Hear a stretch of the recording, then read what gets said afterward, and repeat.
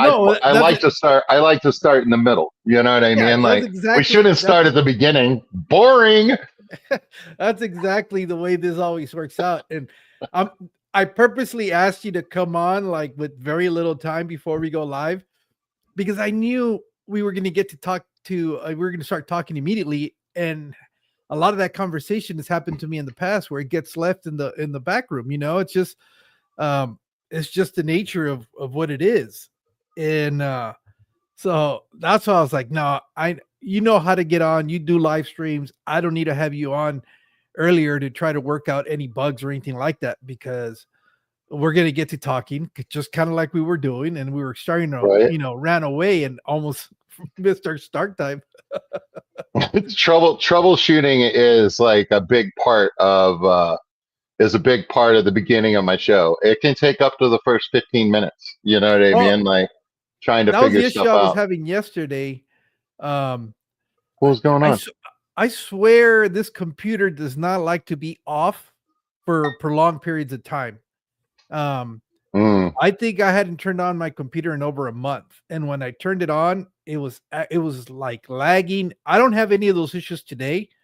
Um, I don't know if my signal is gonna fluctuate.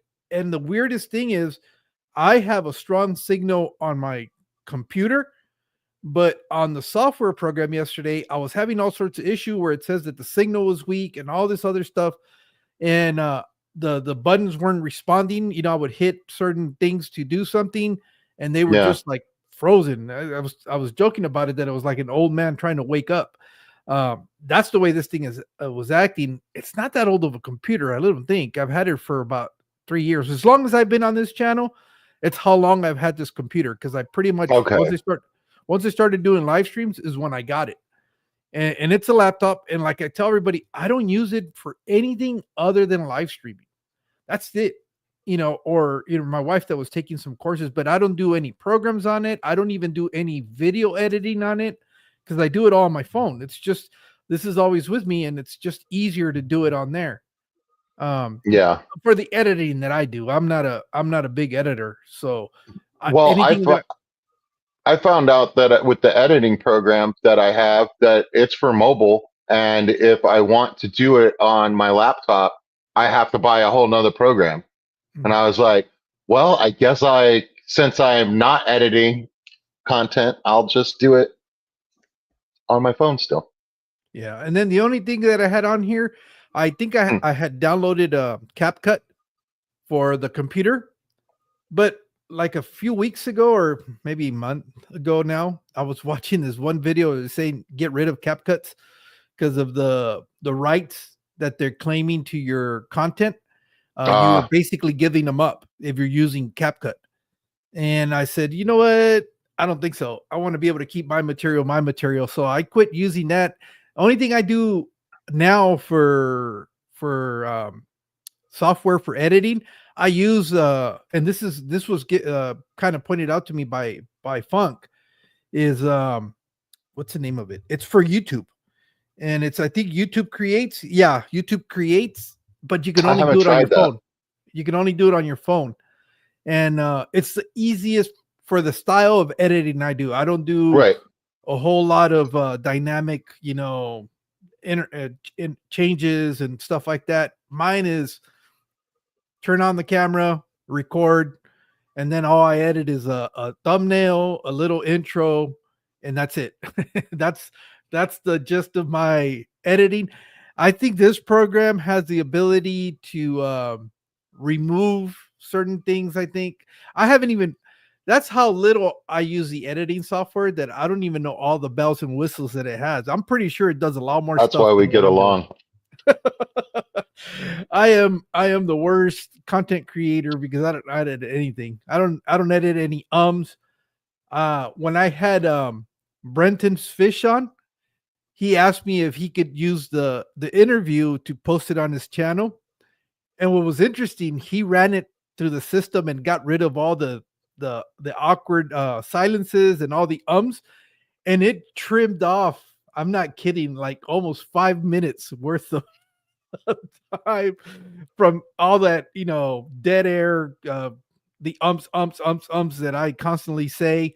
And and all these other things that Wow. that just kind of, it's the way my speech pattern, right? And when I watched it, I knew what the interview was about. I mean, I was participant in it. I was like, man, that doesn't sound anything like me when I normally talk, because they had no mistakes, no interruptions, no Oh hiccups, wow. no nothing. He did a good And job of it's editing. yeah, and it's just something that you push and then it just does it for you. You got to keep the screen in the front while it does it. I don't know if it's that simple. I just know that he's a very good editor. Ah, And I think editing is one of those things where you really have to enjoy. And I totally despise it. So I'm at the I know, like, people like Alex, Fathom Aquatics, who just loves editing and adding little layers and this and that. But it also speaks volumes to the kind of videos that he puts out. They look like that's commercials. true, man. They look like commercials. And I'm on the total opposite end of that, where it's the bare minimum. It is just enough to be able to make it a That's YouTube our video. theme tonight, ladies and gentlemen. Bare minimum. You know what I The mean? bare Like, minimum. is it a good strategy? I don't know. I've been in the game for like 5 years now, and we're coming up on 400 subscribers. Maybe it's not. Maybe it's not. Maybe it's not a great way to like get gains and numbers and stuff like that. But also, I mean, like, it's about your goals. You know what I mean?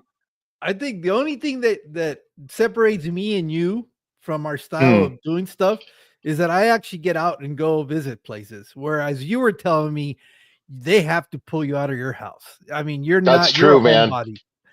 You're a homebody and you like to be at home, which, I understand that too. If it wasn't for my wife, I think if my wife wasn't around, I think I would also be stuck at home. I don't usually find a need to leave the house. Um, she's more the one that likes to get out and go visit and do stuff like that. And once I get out of the house, then I'll go, if I'm somewhere where I know there's something that's hobby related. Of course, I'm going to go check it out.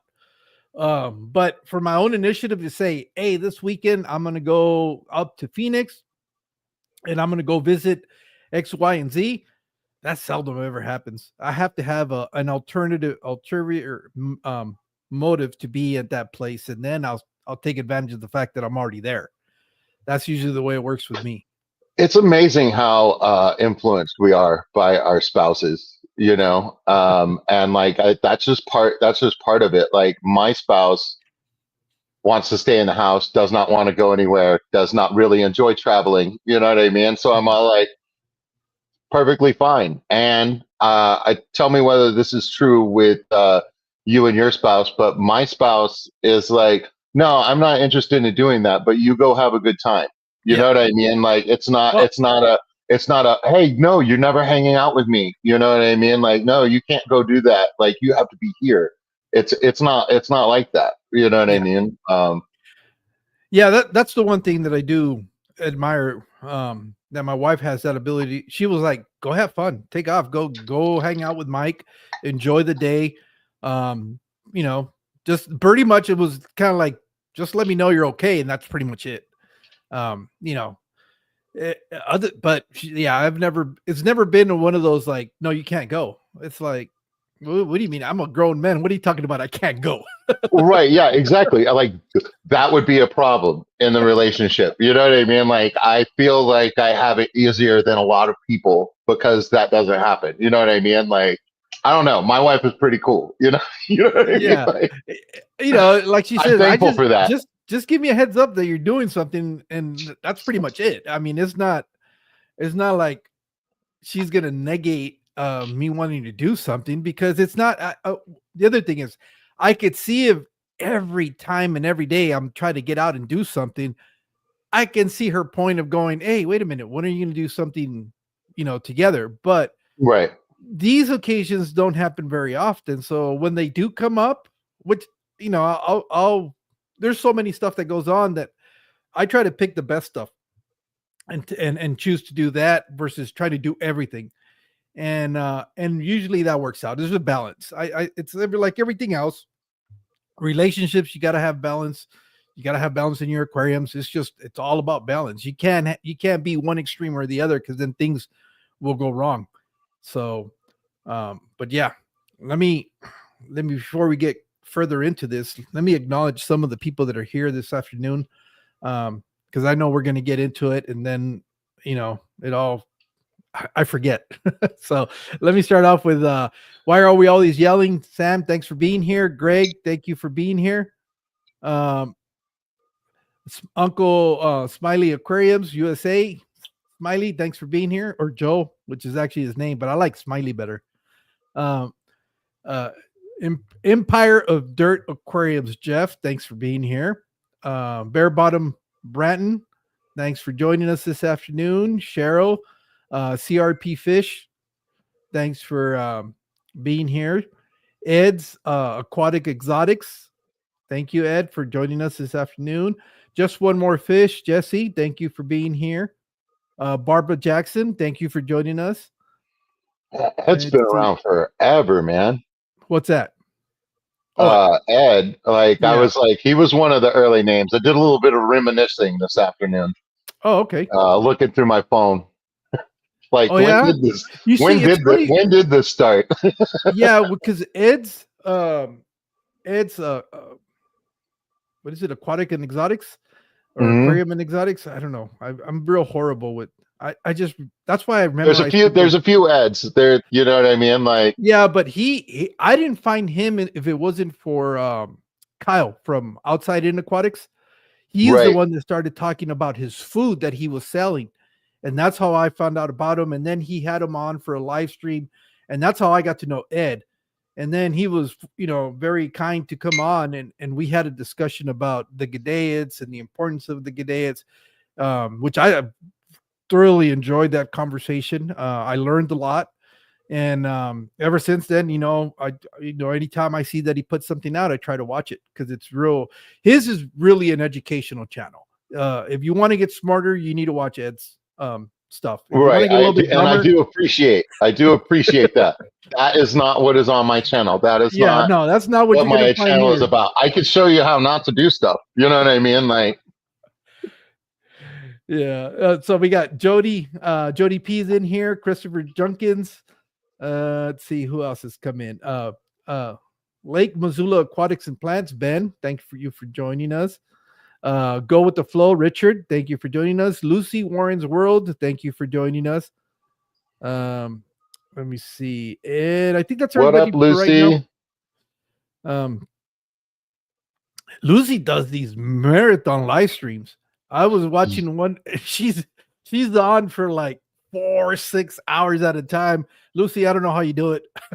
I really admire your But ability. we touched on the hangout streams when we were talking in San Antonio about how, Yeah. like, when everybody was stuck at home, you know what I mean, 2020, 2021, and stuff like that. There were streams where you just kind of hung out, you know what I mean? Yeah. I guess one of the largest ones of those right now, or popular right now, is like Jeff Pelham. He's on many times a week, and that chat is usually pretty healthy. You know what I mean? And it's a good spot to like hang out, and he'll go for 3 hours on a regular basis. Yeah. Well, I know I know summertime traditionally has been the slow time because people get out and do stuff, and I understand that. I'm one of them. I went out on vacation. Truth. But this summer is a lot slower than any other summer I can remember since I've It been feels pretty watching. slow. There's elongated periods of where nothing's going on. It And was there's no new 9:30 videos. last night. Yeah, there's no Nothing. new videos coming out. There's no live streams. There's just like a dead zone. I went on this morning and I rambled on for about 2 hours because I was trying to do the audio video check. That was kind of Oh, the okay. excuse to go live this morning. And then I just got talking about everything and nothing at all. I don't think I finished one complete thought. I was looking back at that. I said, well, I didn't wrap that up and I didn't wrap this up. It was just kind of me talking head, going everywhere, whatever. It was kind of like squirrel. And then I would go that direction, you know? It was No, I mean, horrible. like, look, I feel like it's gold. You know what I mean? Like, I feel like you described a lot of my strategy. If you've been watching my channel, you know what I mean? Like, but it's late. It's late. You know what I mean? Like, a lot of people are like napping. Like, what Scuba Steve says, it's the best stream, one of the best streams to fall asleep to. So, which I love that. You know what I mean? Like, I want it to be a chill time. And if chat isn't rolling and there's nothing to talk about with the chat, don't worry, man. There's lots of random stuff rolling around in here. Like, we'll hear it. I have a big admiration for you guys that go solo because I've tried it. Today was kind of the exception because I had a whole bunch of stuff to talk about because a lot of stuff happened over that course of that week. And so that was okay. But to be able to come on a regular basis and try to do this by myself, I wouldn't be able to do it. I don't know how you do it. I don't know how Jeff does it. I admire. Well, Lucy is one of those that she'll be on for 4 or 6 hours and just has so much to say. Um, I can't. I don't. It's just not. It's not in me. I can hang out with somebody and we could talk all the time. That's not a problem. But for me to do it solo, I admire those people that can do a 1 hour, 2 hour plus live stream, and they're just the only ones talking. I need engagement. I need you to play off of me and me to play off of you for this to work. If I don't have that, it makes it hard. I'm when I happen to go by myself, that's why it's like 45 minutes and I'm done. And I've already said everything I needed to say. Right. So stretching that double to an hour and a half, you know what I mean? Like, you would get there, but it would take effort. You know what I mean? Like, you would grow in that way. Like, it's, I don't know. I don't really know how to explain it. It's just like, I keep putting in my description. It's just like a man in his garage in South Austin. We look at a fish tank. Sometimes sometimes watch as he tries to relate to others, and sometimes himself. You know what I mean? Like, that's that's kind of what happens. Well, Jeff is talking about that. He's been doing good with uh for views and subs, but that's because he's also been very consistent. He's been doing a lot more live Consistency streaming, is key. and he's doing the late nights, kind of like what you're doing. And it's interesting how many people actually are up late at night. There's been a couple of times where it's not late for me, but I know anybody in the middle of the states or the East Coast, it's pushing probably 11, 12 o'clock at night on a weeknight. And I know most of us work. It's not like we're all hanging out at our house not doing anything. For the most part, most of us have full-time jobs. And I'll go live and people come over and we'll stay up, pretty late at night, and it's not uncommon for that to happen. And that's what I was telling you. I remember uh, back, when we were forced to be home. Um, it was Hippie John, it was B Right. Wiz, it was um, I'm trying to think. June, Hippie, yeah, Mississippi Mississippi, hippie. Mississippi Love Hippie. Mississippi hippie. Bunny Viper was also a big participant in those. Hmm. Gina. I mean, it would be a whole regular. I used to joke around and I used to call those the Insomniac crew because we would be on late, and it worked out great for me because I was working graveyards, and Same. we would. That was even before I even thought about doing live streams or any of that stuff. I don't even think Mexicali Fish Keeper existed when I was doing that. I think I was still under my regular name, the regular name account. And we were just kind of hanging out and doing that. So that's how long it's been since that was Yeah, going. I started in August of like 2021 live streaming. Um, People in chat encouraged me, which I still see that today. Anybody who ever expresses interest in it, the community is happy to tell them, like, no, if you want to do that, you should do that. You know what I mean? Like, Yeah. so yeah. And then it was a year later, I had you on, as a guest. I think, like one of the few guests that I've had. And then I was going to do your stream. And like, so that was in August of like 2022. And I only know this because I looked it up right before the stream. I am not organized at all. Okay. Like, don't start putting that on me like I'm going to know anything. But like, I had to look it up just because like, I was like, I wonder. And then what? You've been looking for me for 2 years to return the favor, and I said I would, and here I am today doing it. You know what I mean? But like, I slow rolled you pretty good, buddy. Hey, I good apologize. things comes to those who wait. No, it was well worth it. I mean, I love the fact more than anything else that we were able to hang out in person.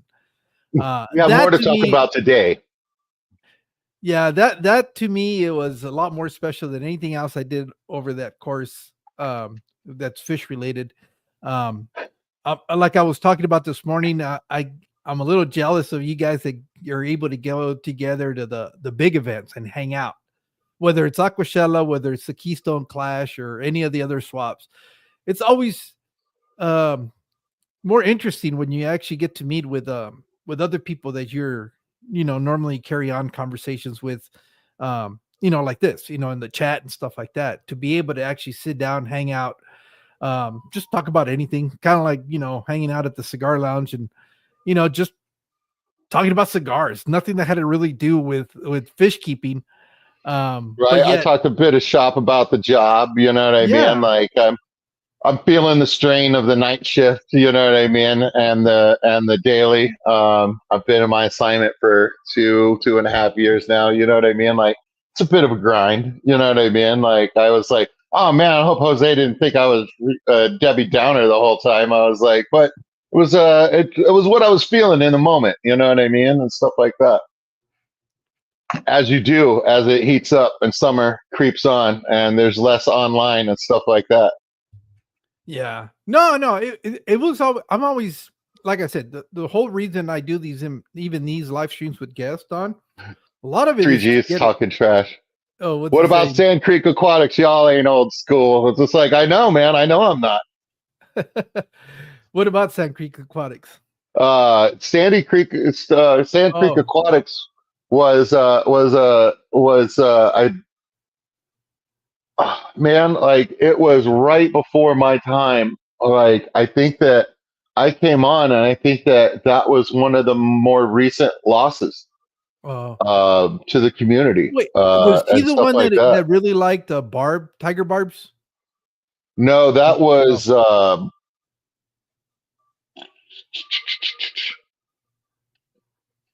man. because I know there was a guy, I guess, that passed away, and he really loved tiger barbs, Yeah, and I'm trying to think everybody of was. yeah, I did a tribute vid for it on my channel, so Yeah, I some should be able I T-bone, should be able T-bone. to find that. Greg said it's T-bones. Yeah, T-Bones. Yeah. T-Bones Aquatics. Yeah, man, passionate fellow, man. Rest in peace. Yeah, I remember he was real passionate. He had a real he had a real passion for justice and fairness. Mm. Um I think he would be suffering today in today's climate. Um, Oh yeah. more than he did before. But I remember he was upset in chat more than once, and it was about like people being treated unfairly and unjustly and stuff like that. And like he was passionate, and he was like a warrior about that. Like he was like, nah, that stuff isn't good. But is there a lot of that? 'Cause I must.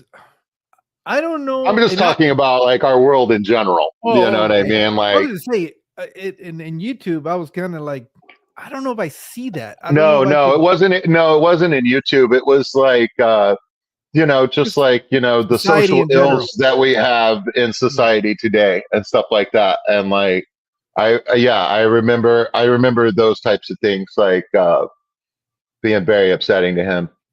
And I mean, like, what? And like to all of us, you know what I mean? And stuff like that. But he wasn't scared to talk about it. You know what I mean? Like, he was a good guy. Yeah. And, yeah, his significant other was on, and she really loved the community that he was a part of, like all of us and stuff like that, and was real appreciative in her time of grief and stuff like that, and saying that the support of this community and stuff like that, and like that we were like a big part of his life, and he was a big part of our lives. You know what I mean? Like that. That was real comforting to her. Did you get the trash taken out? It's asking Austin, did you get that trash taken out the other night? I did. Yeah. I did.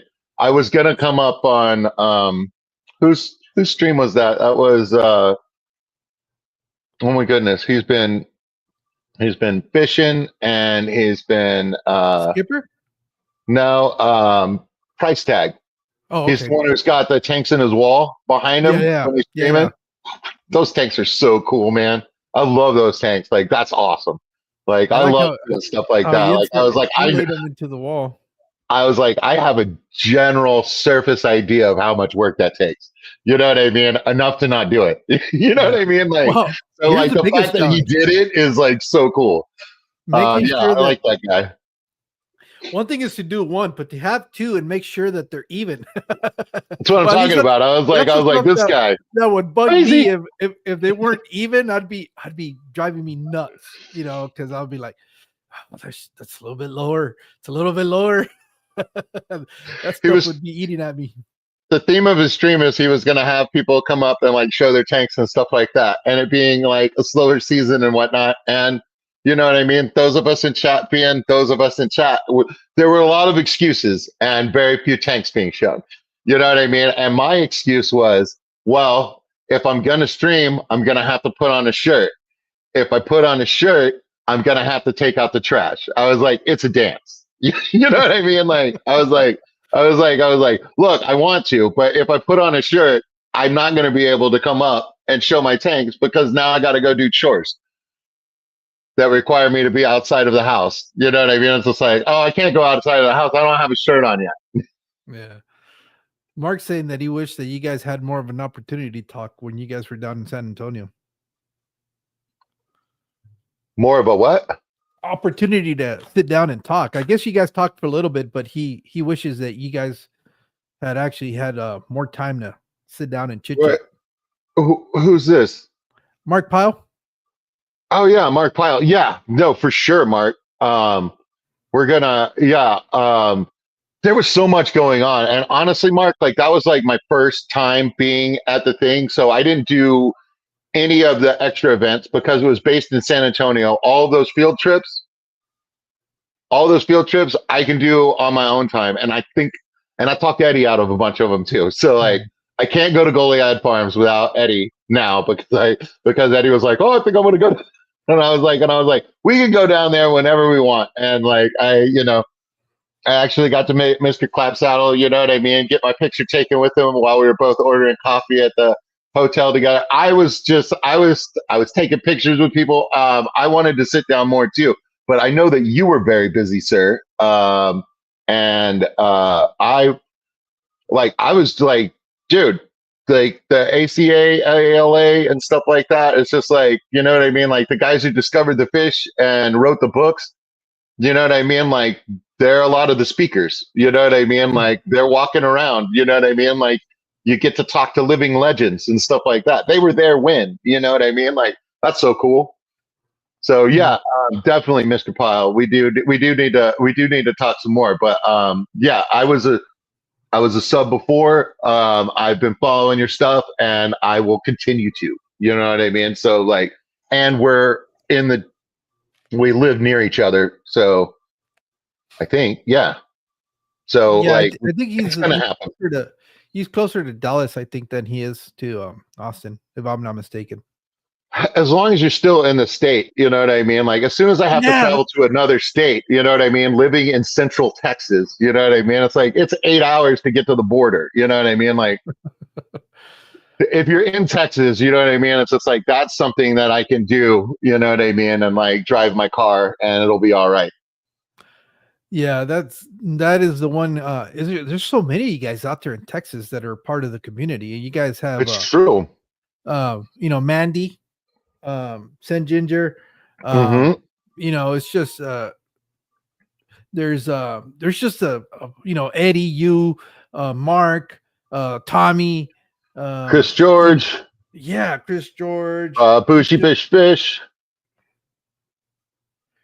I mean, there's you guys could easily just do an event on your own and just have a full house because there's a lot more that I don't even know, and we're not even dipping into the saltwater guys that are out there.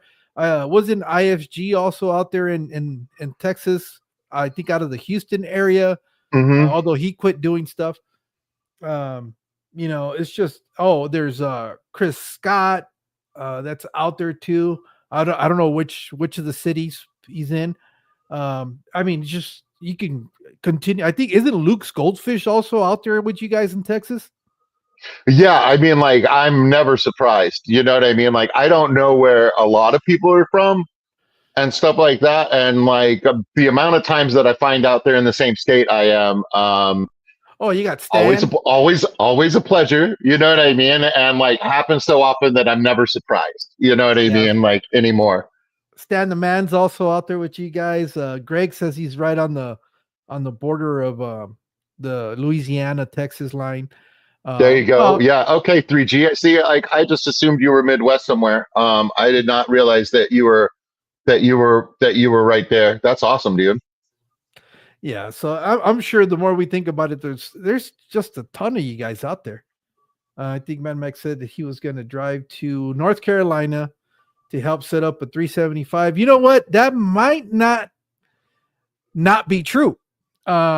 Because as I found out this last time we were up in San Antonio, my son is going to have to change stations in order to get promoted. And the three that are up for debate is either Ohio or South Carolina or North Carolina. And he really wants to go to Charleston. So that's what, South Carolina? Or is that North? Because a lot of your road trips are involved in going to see Family. him, correct? Yeah, Yeah. going to see So family. like, and then you use that as your base of operations, and you can have a few fish adventures from there. I Oh, yeah. think that I think that's great, man. Family is important. So if that happens, and he's thinking next year he's going to have to make that decision as to where he's going, just because um, he he wants to promote. It's just in order for him to advance, he's got to be able to do that. So that if that happens, um, I don't know how more regularly we're gonna. I mean, as long as the grandkids are still in the Houston area, we're definitely going out there at least once a year. We got to go see the grandkids. And Right. My mom and my sister both are in the Houston area, and we might be able to scare up some folk uh, to meet and do something and stuff like that. So like Houston, like anywhere in Texas, pretty much isn't out of the possibility for me to like meet up and stuff like that. With my current assignment, I'm working every weekend and stuff like that. So it definitely has to be like either planned out far in advance or needs to be happening like Sunday through Wednesday. yeah, yeah, no, I think if in the future if we end up going to Houston, because Houston is, even though I'm willing to drive to San Antonio, I dread having to drive to Houston. It's only four hours more, I think. But after a long day of driving, I can do in a day. I can drive all the way to San Antonio, and it doesn't feel that bad.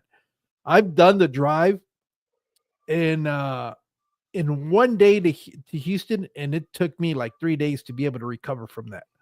It's just that extra 4 hours of that drive are dreadful. So I think in the future, if we go to Houston, we're flying in. I mean, now we'll rent a car while we're there to get around.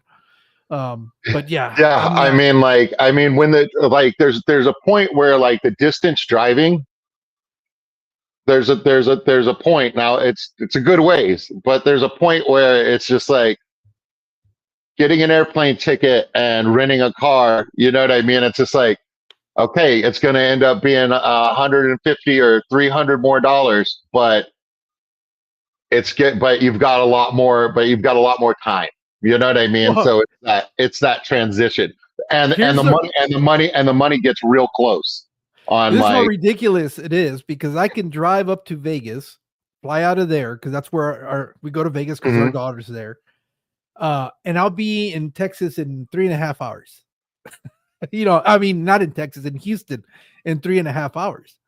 So, versus having to drive 20 some hours, it's, um, I think Google Maps says it's like 21, but you got to add at least another hour, 2 hours because you're going to be making stops along the way. You got to eat.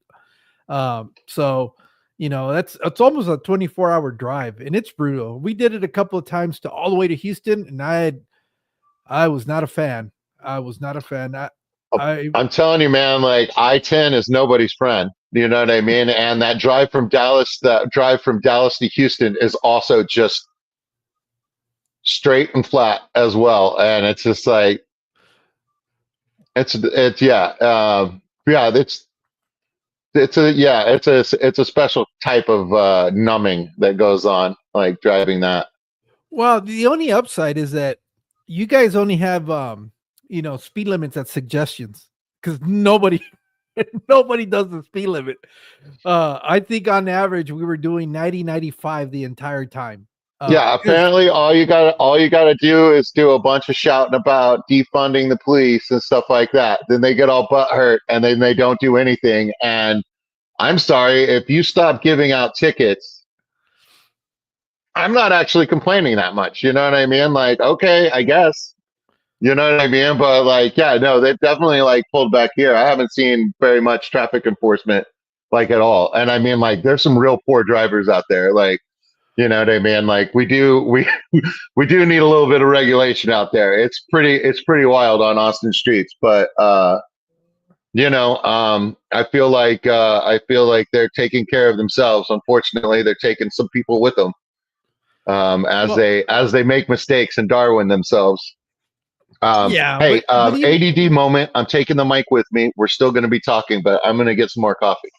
yeah, but even as long as the trip it was, I've okay, we've done that journey probably about 8 times already.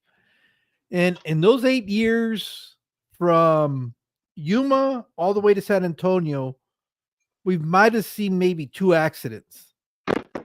But I've done the drive from San Antonio to Houston, and without fail, every time we make that drive, there's a major accident on the highway where both lanes are closed off.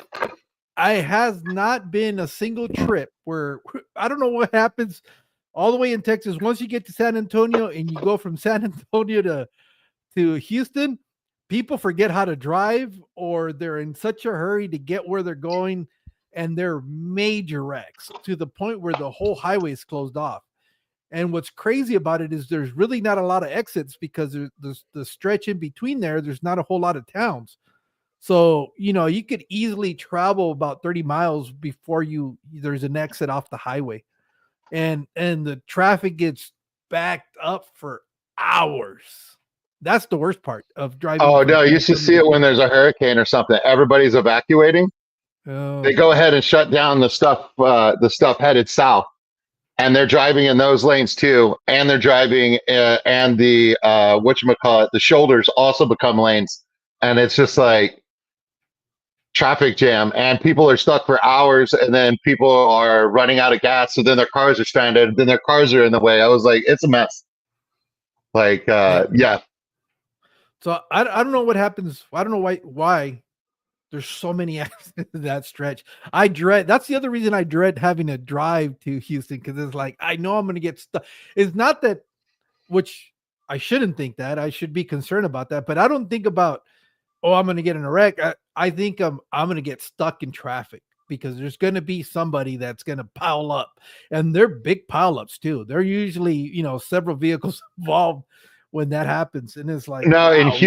In Houston, there's some like really thick, like Scooby Doo fog that happens occasionally and stuff Mm. like that. Then there'll be a wreck, and then then like people are driving and they can't see it until it's too late. And like, yeah, we're talking like 40 something cars piled up.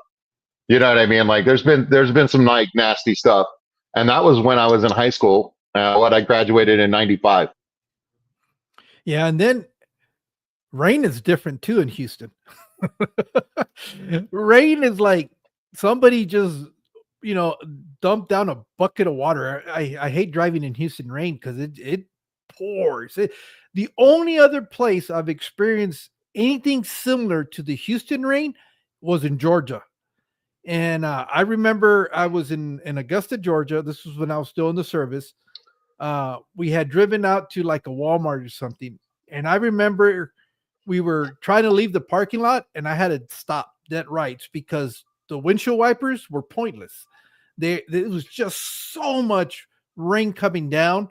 All of a sudden, I literally felt like Yeah, somebody was just just pull over. And a yeah. lot of times when the rain is coming down that hard and stuff like that, like it'll be over in less than 20 minutes because like Well, it can't keep up. You know what I mean? well, Usually. that's the difference between Houston and Georgia because Georgia would just it would be a cell that just kind of goes right by you. You know, maybe you're stuck 10 minutes. In Houston, I've driven for hours where I am just by the grace of God driving down the road because I really can't see anything. And it'll be, you know, 45 minutes, 50 minutes of just uh downpour. And then everything is in construction when you're coming into Houston, everything. So you have not only are you having to deal with you know interesting drivers, interesting drivers, you're dealing with the elements, and now you got all these road barricades that make your lanes even smaller. That I don't miss that. I don't miss not having to drive into Houston anymore because I that was I never can't fun. remember. It might have been after 2000, but before 2010, or it could have been still in like the '90s and stuff like that. The Southwest Freeway, Highway 59, came out with an official statement that it is an experimental highway and will always be under construction. They just came out and said they're just like we're never going to stop having construction on 59. We will never stop. Like they were just like no, just to let you know, like no, it'll never be finished. Like that's Yeah, what they came out and said that, and it's just yeah, like yeah, we Houston was the first place with those cement barricades, and those cement barricades are there not to prevent crashes, but to keep the cars from going into the oncoming lanes. So you can't flip over the barrier into oncoming traffic. Like they're not there to protect you by any means. yeah, It's just to make the wrecks more contained. yeah. So they stay in the lanes, they're not spilling over to the oncoming traffic. Yeah, no, it was interesting. I remember having to drive into that stuff, and I was never looking forward to it because we would go around May, and that's when my son was living in Houston. That's when before he got separated. So we used to have to drive all the way in there, and it was never fun. And then to top it off, not only did they live in Houston, but he lived all the way out to Baytown. So it's like on the most east extreme side of Houston. So you're having to navigate that entire metro area and get all the way out there. So you added another hour to your drive just to get all the way to the other side of Houston. And then you guys, your freaking freeway systems is a circle. I wish it was just I wish it would be cool if you still had the circle in a straight shot through the middle. No, you got to get on one of the loops and then do the, Yeah, the man. half It's all circle. about loops. Houston has 8 circles around it. The outermost circle is mostly toll road. Yeah. Yeah, it's definitely an interesting drive. I'm so used to California where you can have all these offshoots and other um oh, wait up. That's they're trying to deliver some appliances to us, but I'm not going to take that. They just have to bring it in. Justin, I don't think I'm going to make it to Aquapalooza on the 27th, but that is a Sunday.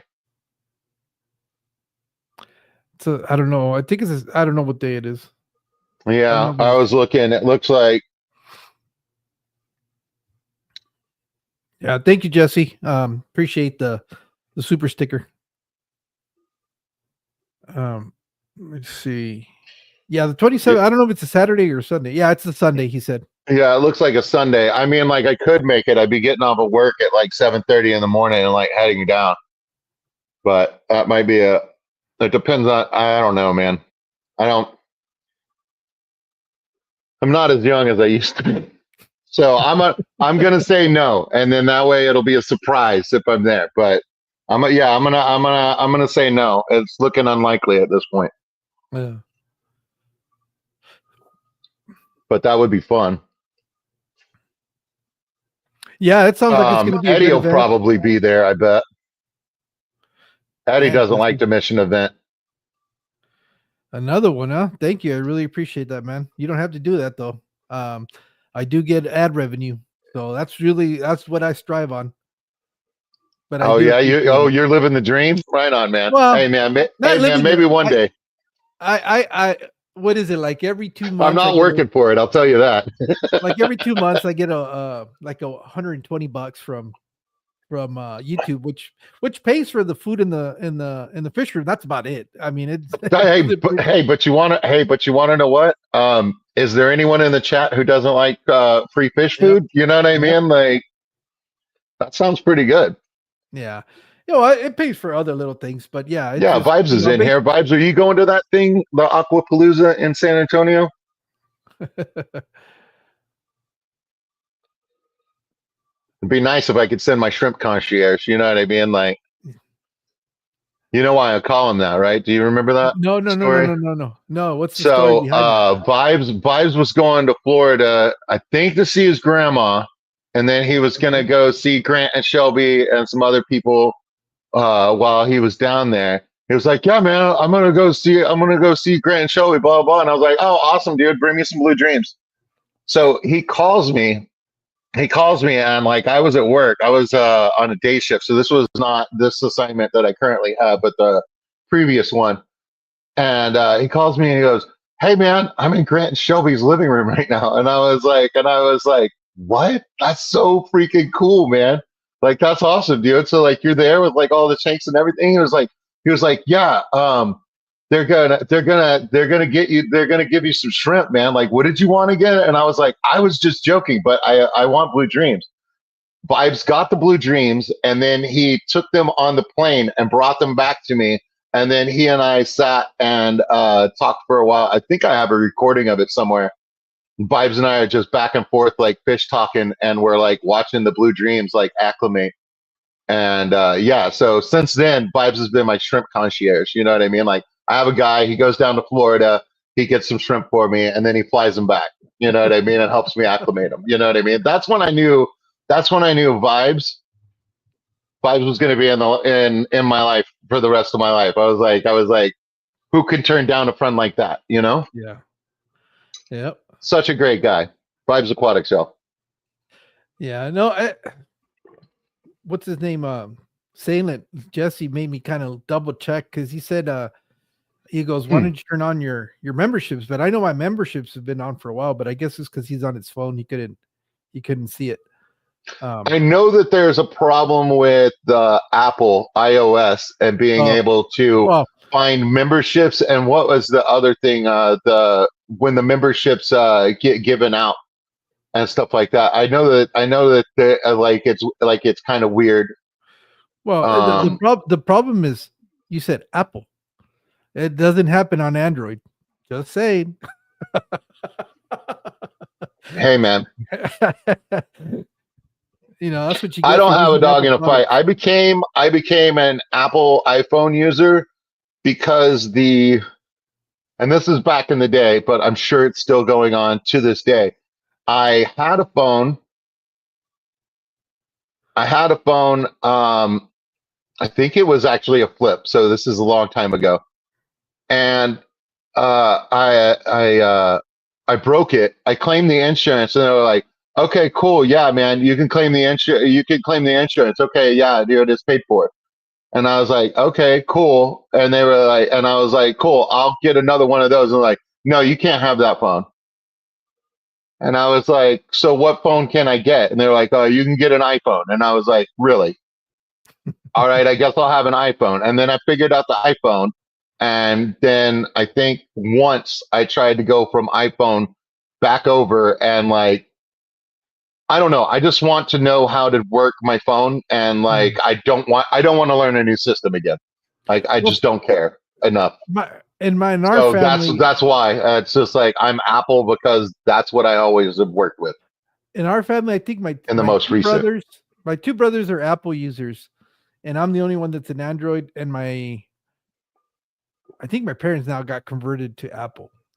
Okay. But they'll call me and say, "Hey, can you help me do this on the phone?" To Nope. me, Apple is not intuitive, and your guys' icons are shit Yeah. because you guys don't. There's not a settings. It's some other shit that you guys call it, and it is so freaking complicated just to do a simple task. I despise Apple products because they're not very user friendly. Yeah. Very What they as say much is intuitive, like, isn't. I just don't. I just know enough to like do what I need to get done, and I just go through the frustration of like having to learn something when I want to do something new and stuff like that. But like, yeah, I'm not doing very much with it. You know what I yeah, mean? Like, and for but the I'm not longest. into like optimizing every little thing and stuff like that either. So like the fact that with like all like a lot of the advantage with the non-Apple stuff and stuff like that is like you can you have more control over the way it looks and the way it works. You know what I mean? Like you can program it yourself if you want. You know what I mean? Like, and it's more open in that regard. And it's just like, I don't know. Like, Well, and then I'm not that driven. I'm a freaking cheapskate. And what I mean by that, I like to do shit for free. And with Apple, you got to pay for everything. I know it's under security purposes or whatever. And then your guys' innovations are dumb. It's like the button got moved from here to here, but it's still the same freaking phone. Yeah. Uh, or now we have three cameras instead of two cameras, and for the longest time, their picture qualities were garbage. They were like the worst. They Yeah. could I be think out that there. improved around the 8 Plus, and I've got an 8 Plus right now, and I paid the No, extra it money didn't and got improve. the You guys finally caught up to Android. That's all that happened. I well, yeah, but well, no, improved in like like from the previous phones that they were putting out. Yeah, no, I'm not saying like improved as in like became better or cutting edge. Like I don't know, but I can take a pretty good picture with it. It works. It works. I have no idea about yeah, no, I don't care about iPhones at all. Sounds The all sounds like Brandon's got an Apple. Mm. Yeah, he's got an Apple. Of course he does. Oh He's a yeah, millennial. He's a yeah, man. millennial that goes around without pants. Hey If you man, go stop around putting your sand in his entire shorts. life Come on without now. pants, how smart can you be? You know, if you always forgetting to put on your pants on that or anything, no bottoms. He walks around with I feel like bottomless. that comes more down to like freedom. You know what I mean? Like. He's got no pockets. Where's he going to put the phone? There's only one place he can. You know where he's gonna put the phone. Dirty Brandon. It's got an That's where attachment. he's got a slot to where he can slide it in. He's just got to squeeze. He better not sneeze or he's going to drop his iPhone. Raising fishes. Scotty says, Jesse, quit riding the fence. Pick a side. Why? You don't have to. This is America. Dang. You can do whatever you want. No, but yeah, how did I get out? Why did we get off on the tangent of the phones? Well, anyways, I'm going to be honest with you. The phone that I like the most for shooting pictures and doing video, it's not even an Android. I used to have a Google Pixel. The problem with that phone was once you started saturating your memory on the phone with all these pictures, the sucker would seem like it was gonna catch on fire. It would Oh yeah, overheat. it got real hot and stuff like that. Yeah, Oh, man. it would literally, if you had it in your pocket, you could feel that sucker getting hot. And that was when the I'm only problem that I had with that because you have to keep getting rid of all your pictures because it was just running too much and it would cut off doing live streams and stuff like. But I love that phone. Even the operating system on that phone was better than anything I've ever used. Um, because it's a Google Pixel, it's connected to everything Google related, so it made it real easy to move stuff around. Uh, but it's just, and I thought with the new version of because I had a four I or something like that. I thought with the newer version that they came Mhm. out with, which was like an 8 or something or a 6, they were gonna solve that problem, but apparently it's still the same problem. See, as a when former I'm pro, streaming with when I'm streaming with my phone, it gets extremely hot, and I on my hour and a half stream, I have had it cut out before, and I try to make sure it's as close to 100% on battery as possible. Like, yeah, the streaming like takes it out of it, and my iPad was not working well with with the free streaming platforms and stuff like that. So I ended up getting but this is a Lenovo okay, uh uh what laptop here, and my wife uses it constantly during the day, you know what I mean, like she's got like so like it's a desk job, she's scrying the ether, you know what I mean, like watching her streamers and stuff like that, you know what I mean, keeping it real. So like this computer's on all the time. You were talking about give, yours doesn't get give, used enough. give me a second. Well, ladies and gentlemen, just the opportunity that I was waiting for. Now that Jose's off doing something to the side, I just want to tell y'all, hey man, support your local Mexicali fish keeper. You know what I mean? Like let's keep those subs up, stuff like that. Share this out to somebody that you think might need to be here that you haven't seen in the chat before. Let's uh let's help each other out. I feel like he's a big part of the community and a big part of growing the community. And let's keep that going.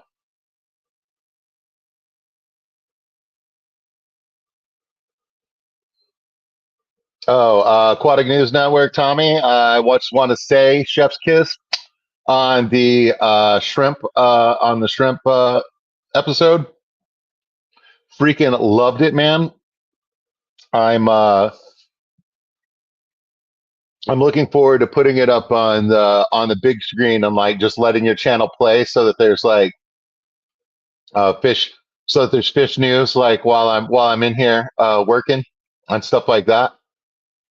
I love the tone of it. I love the clips you put in it and stuff like that. I know that you're working hard on it, brother, and it shows. It looks really, really good. So I just wanted to give you a thumbs up there. I'm enjoying it.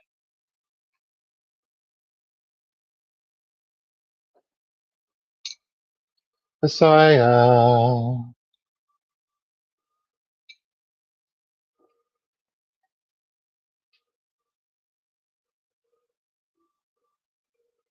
I am coming to the class this year. Go with the flow. I am super excited about it. That will round up my year as far as fish events go. The ones that I have planned and stuff like that. So yeah, I have the time off already marked in there and stuff like that. I gotta figure out a plane ticket and the car situation, but it's getting on time. It seemed like last year the best time to buy for September was in August and stuff like that. I was like using a couple of third party sites to like price watch. So yeah, I will be getting my ticket here soon. Yeah. No, I got to make a clarification for Ross because he's a little lost. I'm not a boomer. I am a generation X. I'm an Xer. It's a big difference. Yeah, there is a little bit difference between the Gen Xers and the old boomers there. I've noticed. You know what I mean? Not pointing anybody out. You know what I mean? but I'm just saying. I'm just but saying. even as a Gen Xer, I do like simple stuff. I'm too old to be trying to get worried about complicated stuff. I like there's a lot more difficult stuff that I'd rather deal with than having to deal with a camera. Um, I'd rather throw my phone across the room than learn how to use it properly. yeah, no, actually, I've got a little bit better with using my own. But the thing is, these things are amazing because they do all the work for you. I mean, seldom do you. I feel like if I had to go in there and mess with the settings, I'd make it worse than anything this is going to be able to do for me. Unless you're like a serious photographer, like again Fathom, and then Waterboy. He says he used to be a professional photographer. Yeah, Mhm. you guys are on a different level. You guys know about, adjusting things and trying to get raw footage so that you guys can tweak it and do it for with with all the, editing that you guys want to do, which is, but that, you know, I like the idea. Um he also made a comment that the best camera that you can have is one that you have on your hand, and it's true. Um I would say no, I wouldn't say. I 100%, 100% of my videos that are on my YouTube channel are this. Um, I, for some odd reason, was thinking about buying a camera once, and I was looking into cameras and stuff like that. But at the end of the It's day, a whole world. if you have a camera, now you got to make sure that you're carrying a bag where your camera's in, and then whatever, what do you call it, the excuse me, a gimbal. Make sure everything's charged up. Make sure you have the right lenses, all this other stuff. Whereas this, it's always with me, and I don't have to go dig for the camera, remember to take it, or unpackage it and set it up to be able to take a picture with this stuff. um I was surveying the Oregon Trail. With this thing, I just immediately pull it out and start taking a picture or a video or whatever it is that I want to do. And then, since I do all my editing, this is, I'm a old head. I do all my editing on here, so I don't have to worry about downloading the footage or the pictures or anything onto anything else, and then having to go through another program to do the editing or whatever. Everything is here. I do everything. I can be waiting for my food to be ready, and I can start editing. I have all the pictures here. I can start, just it's just so convenient. This I remember Corey talking about this replacing a lot of the cameras for a lot of like new content creators, that the need to buy a camera, unless you're really trying to create like this fabulous content, which you or I are not in that category. Um, That's what makes the people that do buy the camera equipment and like that's like they're becoming more rare. They're definitely specialized. That's what makes them unique and different. Like there's value there. You know what I mean? It's just like not for me. You know what I mean? Like not in my personal life. You know what I mean? Like if I need something like that, I got to convince Fathom that he needs something like something like that. You know what I mean? Like we really need footage of this story right here, buddy. yeah, so it's just and the more and more that I do this, the more that I find it harder to pull away from using one of these, because it's just so practical. I think if I was going to sit there and do the kind of production again from Fathom that he does, I wouldn't be able to pull it off of a phone. Although supposedly the iPhones, you can do that. They have that cinematography kind of ability to do that. Um, but that's not me. I'm not there. I'm not thinking I'm The ever going to get inspiration there. hasn't hit yet. You know what I mean? No. Like if I really want to be taking like really high quality, like excellent pictures, and stuff like that inspiration hasn't hit me yet. Like it's going to be specialized, and it's like, okay, well, this is what I want to do with my spare time. I want to spend a good chunk of it like going out into nature and getting these great shots and stuff like that. It's just like that inspiration hasn't hit me yet, so therefore I do not need that equipment yet. You know what I mean? Like, Yeah, this is the one thing I've thought about doing is like a GoPro style camera. Just because I don't know how many times I've been like in a waterway. In even though supposedly you can put this in water, don't I still don't trust it enough to be I'm able to not putting it dip in the in. water on purpose, that's for sure.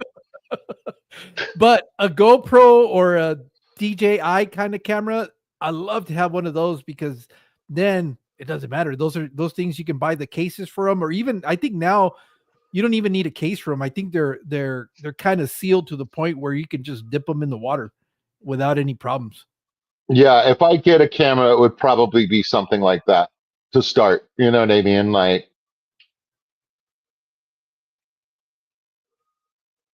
And nowadays you can even buy them pretty inexpensive too, because there's so many people that bought them. And but I don't know which are the ones that are. It's still with a waterproof case. Okay, I didn't. Oh no, he's talking about. KJE says he bought a GoPro and he never uses it. Yeah, I mean, like that's yeah, that's part of it. That's part of it too. It's just like I don't know, man. Like I'd have to be inspired and really want to be using it in order to justify getting it. Because what if I get it and I don't use it? Like there's so many things like that. Not just cameras. You know what I mean? Like it's Well, just it like, would be man, a I would buy specific. it, but I probably wouldn't use it. Yeah, it would be a specific use kind of thing where I want to be able to put it in the water for whatever it is that I'm doing. Whether I'm working on ponds or even in my own aquarium, just for a different perspective. But that would be really the extent of the use on it. I'm not a sports action kind of guy that's going to go out there and ride motorbikes and film that. I've also kind of at times kind of toyed with the idea of having like a little drone. I think those would be cool, like from when you go to the big events, like the one that I went up to up in LA, because the warehouse had such high roofs that I think I would have been able to launch a little drone and get an overview so that you get a really good idea how packed the building was with people and all the vendors that were in there. That would be, but it's also like very specific kind of things, and you Right. know, But I mean, like that, but that's like fun technology and stuff like that. And there's people that have bought one and stuff like that. So it's more fun to like have a friend that you're going to meet up at the event and they have one and be like, hey, man, can you get this shot for me? And they'd be like, yeah, I could probably do that. Yeah, I'm going to try it. You know what I mean? Like, so like that's where we need to like collaborate together, like as a community and stuff like that. Like, I don't feel like uh, I have enough self censorship and responsibility to be using a drone. You know what I mean? It's just like, you know what I mean? Like, I'm going to land it in a tree or somebody's roof. You know what I mean? Like, I'm just going to create problems for my neighbors if I get yeah. a drone. You know, I don't need that. I'm not a responsible enough person. Yeah, for me, the only reason I would even be interested in that is because of where I work. That would be real cool to be able to send it up and have it capture all the waterways and the little nooks and crannies that are out there and be able to film that kind of stuff. Even just filming the because people always ask me, "What do you do for work?" And to be able to send, there's a recently they did one for a promo video they did for work, and they kind of Mm-hmm. launched one of these drones, and it was flying, and I thought that was so cool. And you get a different perspective from what you're looking at because you're seeing it from up above, and I. But it's again, it's one of those very um, specific kind of things that you're going to do with it. So is it? I guess as time progresses and if they get any cheaper, and then as far as some of these drones, a lot of them you can just kind of they have GPS in them, so you don't you can it's a lot easier to operate. They're not that complicated. At least that's what Yeah. And the I price run is into coming these. down on all this technology all the time too, so it becomes more affordable. But if I'm not going to use it for 20 hours a week, Yeah, you know what I mean? Like I don't see a point in having it. yeah. Oh wait, where do you have that posted? Is it on your channel, Mark? He said he did a video that got some awards on it using one of the little like action camera. Oh my Um, god, the DJI Nano is only $200 now. That's what I'm talking about, man. Like that's so cool. Like I love the technology and stuff like that. It's just like I don't know that I would play with it enough. You know what I mean? Like um I'm more tempted. I'm more tempted. I have a neighbor who does metal work and like body stuff for like cars and stuff like that, into hot rods, all that sort of stuff. He uh he has like a RC car and like does like the some of the RC like off roading and stuff like that, and has been like playing around with his car and stuff like that. And I was like, man, that's pretty cool. You know what I mean? Like that's a hobby. You know what I mean? But like I'm also not sure that I would do that enough to like justify like getting into it and stuff like that. But I've seen some cool videos of like people like out in a group when they've got like a bunch of like off-road vehicles, like RC vehicles and stuff like that, and they're like going down like a muddy trail together in like a caravan and stuff like that. And I was like, that was probably like a really fun like Saturday activity. You know what I mean? Like that's probably a lot of fun. Like it's cool to watch. I'll watch it. this is funny. SC says that he used to have a GoPro when he would go snowboarding, but his daughter said that all it was is footage of him falling.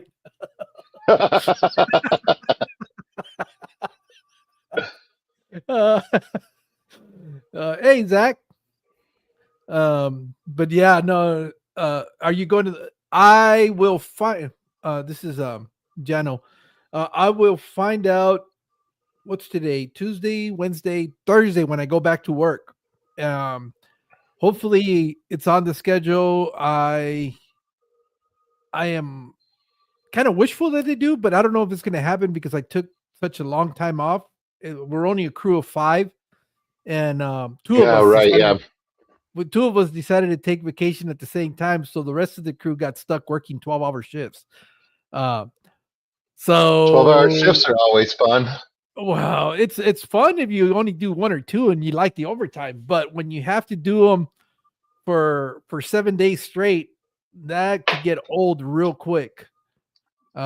So I don't know. I if I can get the time off, I'm definitely going to that event because I'm really interested in checking out the rice fish. I'm learning that that's probably the ideal fish for me to keep outdoors in my area. And I'd be able to do like 365 tubbing outside and not have to ever worry about bringing them in. So that's why I'm really looking at that. And now with so many different variations too, it just seems like a fun little project. Where are you taking this? Oh, your pond's outside? Show us what you got, Mike. Oh man, we have two neglected ponds over here. I removed some duckweed yesterday. Are those rice fish? One of the lilies is still alive. Um, it's just neglected. But I'm stepping outside because I got poor impulse control.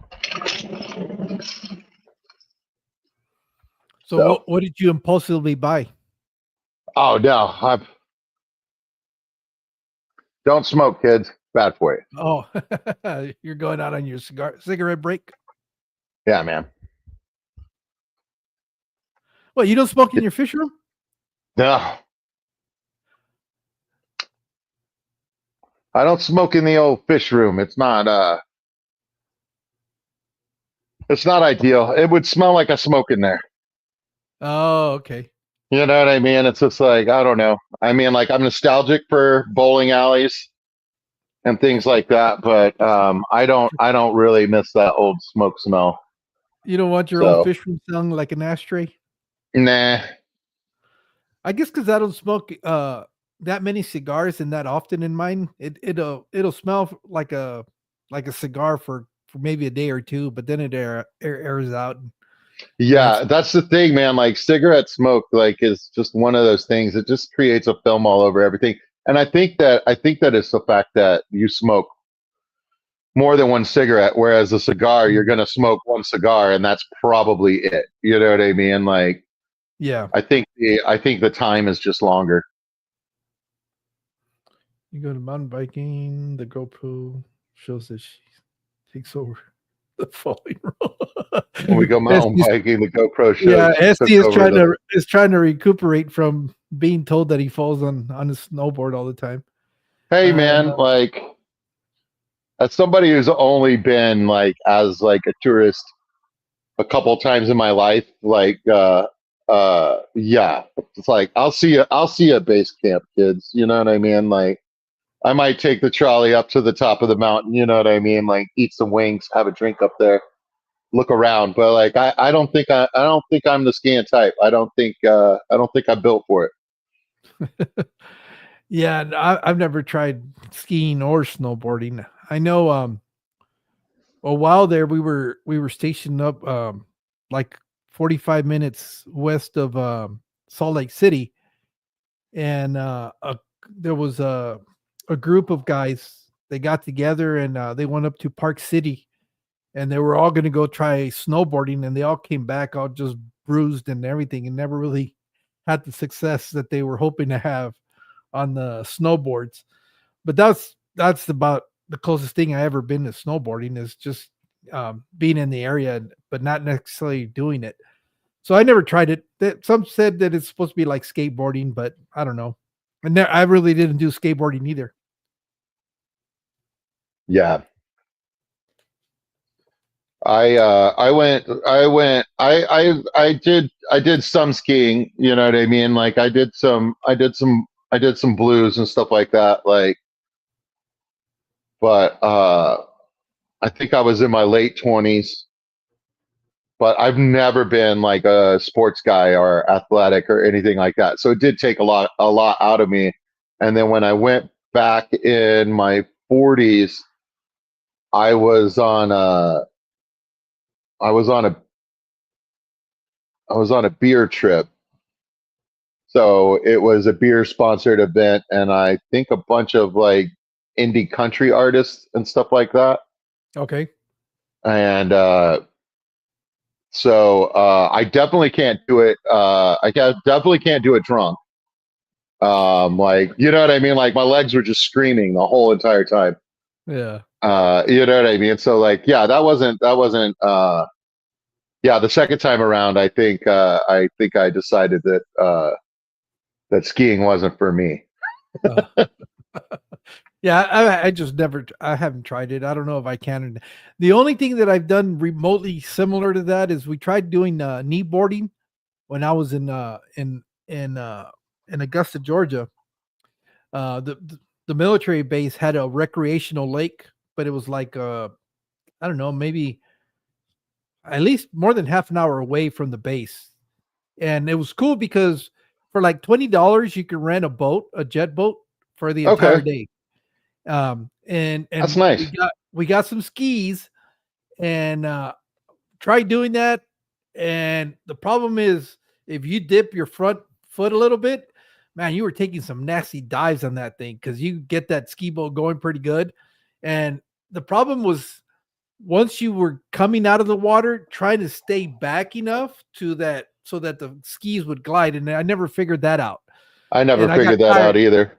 I got tired of getting trashed in the lake. And then we tried doing the knee board.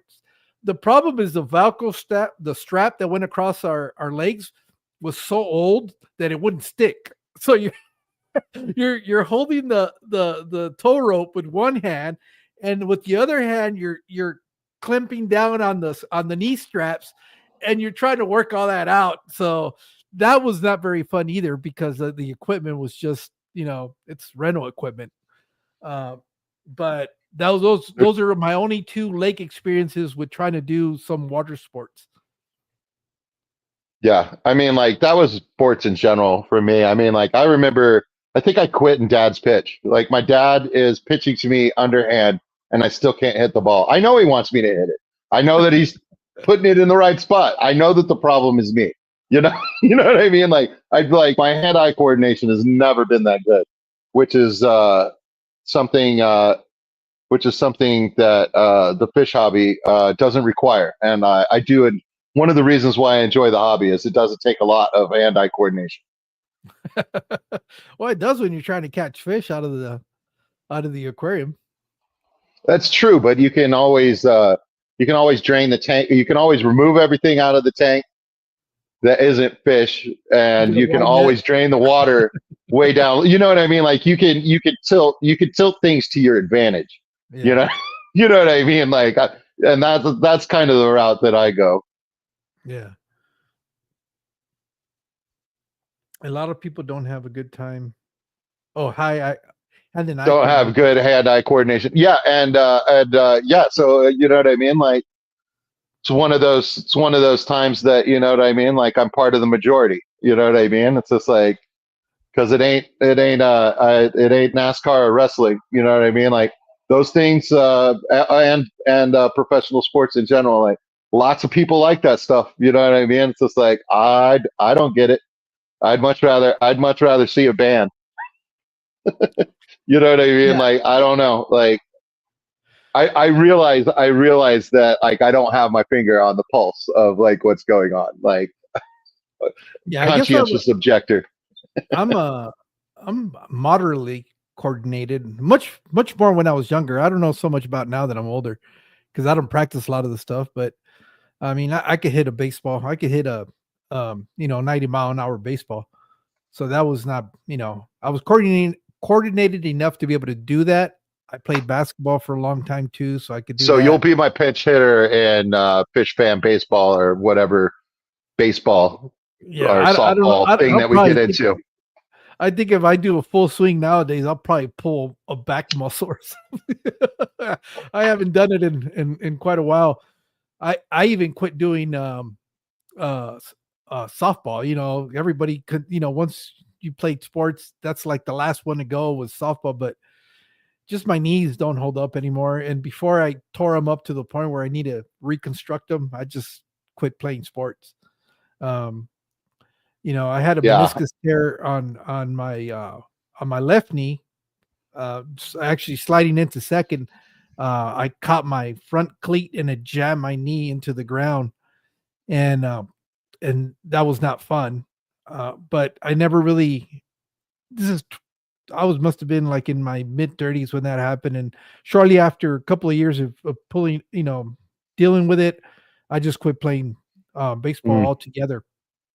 Uh, the other day, I tried doing a pickup game of basketball, and I, I must have been in like 10 minutes into playing, and I went to I'd like stop pivot and on my right foot, and I felt my Achilles tendon just kind of pull, and it was like little strings breaking, like little rubber bands. And I said, Okay. "Oh, Yeah. I'm done. I'm done. I'm not playing this. I don't need to completely tear my Achilles tendon and have to go through that surgery. I've seen what that's like. It doesn't at my age. That shit is Oh not man, fun. all the ortho surgery stuff. It's like do yourself a It- favor. Like don't look behind the curtain. You know what I mean? Like yeah. So just from the medical side of it and stuff like that. Like the ortho stuff that I've seen, I was like, man, those guys are I said, crazy. you know what? I, Wow. I enjoy I enjoy playing basketball and all that stuff, but I was like, I don't know. It's not worth the injuries that would be related at my age because I haven't played in forever.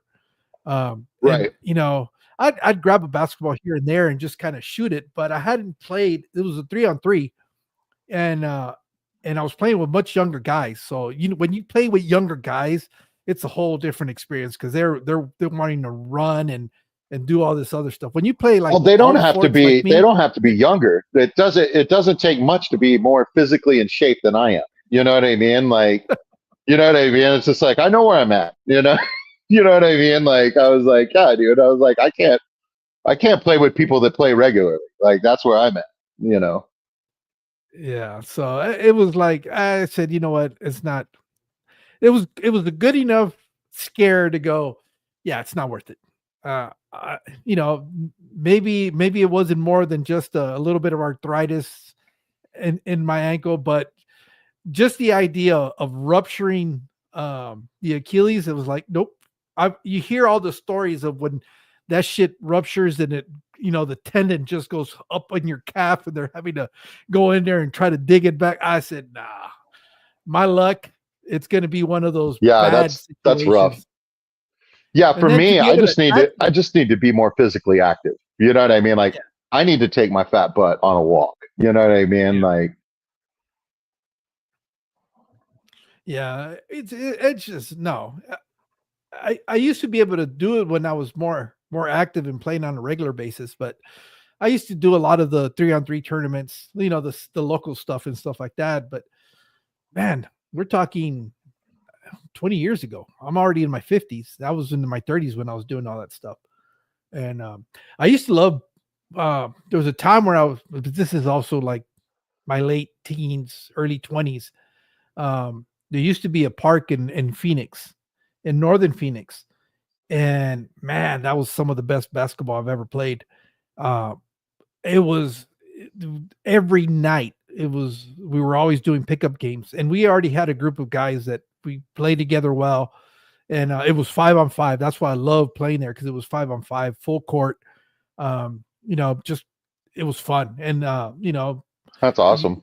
you had to lose to get off the court, and there was some nights where we would hang in there for a few hours before we got put it off the court. But yeah, no, that was fun. I used to love that stuff, but I was a lot Later, younger then. Raisins and Fishies. I'm planning on going back through this episode. What in 24 hours time when the chat's back in there, and I'm gonna make sure that I'm subbed to everybody in here. Feel like Raisin Fishes might be a new name for me, That's Scotty. and some others in here. But I'm gonna make sure. Hey, Papa Shrimp's up in here. Hey, Jerry. So Yeah, no, yeah, no. I'm definitely gonna do that. That's He's fun up in because your neck of the woods, raising fish, Scotty. I think he's there in Austin too, or very close to Austin. oh awesome. Yeah, so he's another guy that's up in your neck of the woods. Yeah, so yeah, no, definitely I'm planning on doing that. Because like I think that it's definitely slowed down in the hobby because of summertime and people are out doing things and stuff like that. But also, I mean, like as you've been around in the hobby for a while and stuff like that, like I used to always be adding channels and stuff like that, and I need to get back. I need to get back to doing that some more because I feel like I'm missing some of the content out there just because I don't have enough people like showing up in my feed because I'm not subscribed to enough of the channels that are active right now. So you know what I mean? Like I need to get back on that. I was early on. I was like, it was like I was just doing it like one day a week or something like that. Like okay, it's Tuesday. You know what I mean? Like on Tuesdays, I click and look up everybody's channel that I don't know in the chat and stuff like that, and like make sure that I'm subscribed to everybody and stuff like that. And I think that I got off of that, and I think that is some of the reason why I don't see as much stuff. Yeah. Uh, and I don't know what it is with YouTube and not sending out notifications a lot of the times. Um, I know Funk is always telling me that he doesn't get a lot of the notifications to people that he's subscribed to. Um, I don't know if I had that issue or not. Um, That's the thing. You wouldn't know. You know what I mean? If you yeah, don't get the notification, you don't get the notification. You know. yeah, that's true. Yeah, but But my main focus on consumption is lives because I love interacting with the chat and stuff like that. I like seeing the edited content from those channels as well. And when I'm looking at YouTube and stuff like that, I'm not just opening it up to like the main page, I'm hitting my subscribe button, you know what I mean? And like I'm scrolling through that. That's how I'm using it currently. And then if I'm looking for something specific, like I type in my dishwasher number, you know what I mean, and watch a couple videos about taking it apart so the dang thing will drain, you know what I mean, or for my car, or you know what I mean, or I'm thinking about getting a particular kind of fish. I'll search and like use a fish and stuff like that, but that's definitely like less often. Oh, But okay. I'm very lazy in my consumption. Yeah, I right now I think since I've got that bug of the idea of trying to set up a saltwater tank. Uh, of I'm course, excited because for you, dude. Like, I'm always excited to watch somebody do something new. You know what I mean, and stuff like that. And I'll live vicariously through you, and I'm gonna do it eventually. I'm not gonna lie to you, I'm kind of nervous about doing it. Not because I don't think I can do it. It's that whole slippery slope. It's that's what I'm nervous about. Because that's gonna be the new shiny toy. Does that mean I'm gonna neglect everything else? And it's just uh, Well, I'm, that's the beauty of a heavily planted tank, freshwater tank yeah. yeah, man, you can neglect it. Like all I've been doing, like for a long time, like over a year, like all I was able to do was just do water changes. And like I wasn't even really like vacuuming the substrate or anything like that either. And I let all my tanks get all overgrown and everything. And I guess that's my theme, you know what I mean? But I'm getting more active now, and I got my hands in the tanks, and I'm moving stuff around, and I'm doing that low boy right now. So like I'm kind of excited. I'm definitely like turned a corner. I think it started like this spring. Mm. You know what I mean? And like I really just like I was just like in a funk there, man, for a while. I'm like couldn't do much but scroll the internet and do things that were due, Yeah. like go to work, do laundry. You know what I mean? Like if I wasn't required to do it, I wasn't doing it. So my Yeah. exercise my exercise regimen right now is mowing the yard. That's it. Oh shoot. I was curious Yeah, Ben, because you're I'm excited about that low boy. Me too, man. I'm so excited. what are you gonna well, maybe have you said what you're gonna put in it or not yet? I definitely want CPDs. I haven't had them yet. And then I was thinking Okay. of like other microfish. So like the Ember Tetra keeps coming up. Uh when we were at Reefs, Elegant Reefs, I was talking with them about my project a little bit and stuff like that. And then like there's some like Pico Rasboras and stuff like that. And those come in a Okay. bunch of different or micro Rasboras. I can't remember what name they were Yeah. using, but like nano fish and stuff like that. And they were saying that there were a bunch of different colors of those. So yeah, it might be something like that. But what I'm thinking about is like three species of fish, getting a good number of each of those fish. And basically, I kind of want to do a nano tank in a low boy. Okay. Like it's the height of a nano tank, it's just much bigger. So I would like, like three or four nano tanks, but just all one tank. You know what I mean? And like let them all mix together. So I want like three species of fish, maybe a fourth one, like the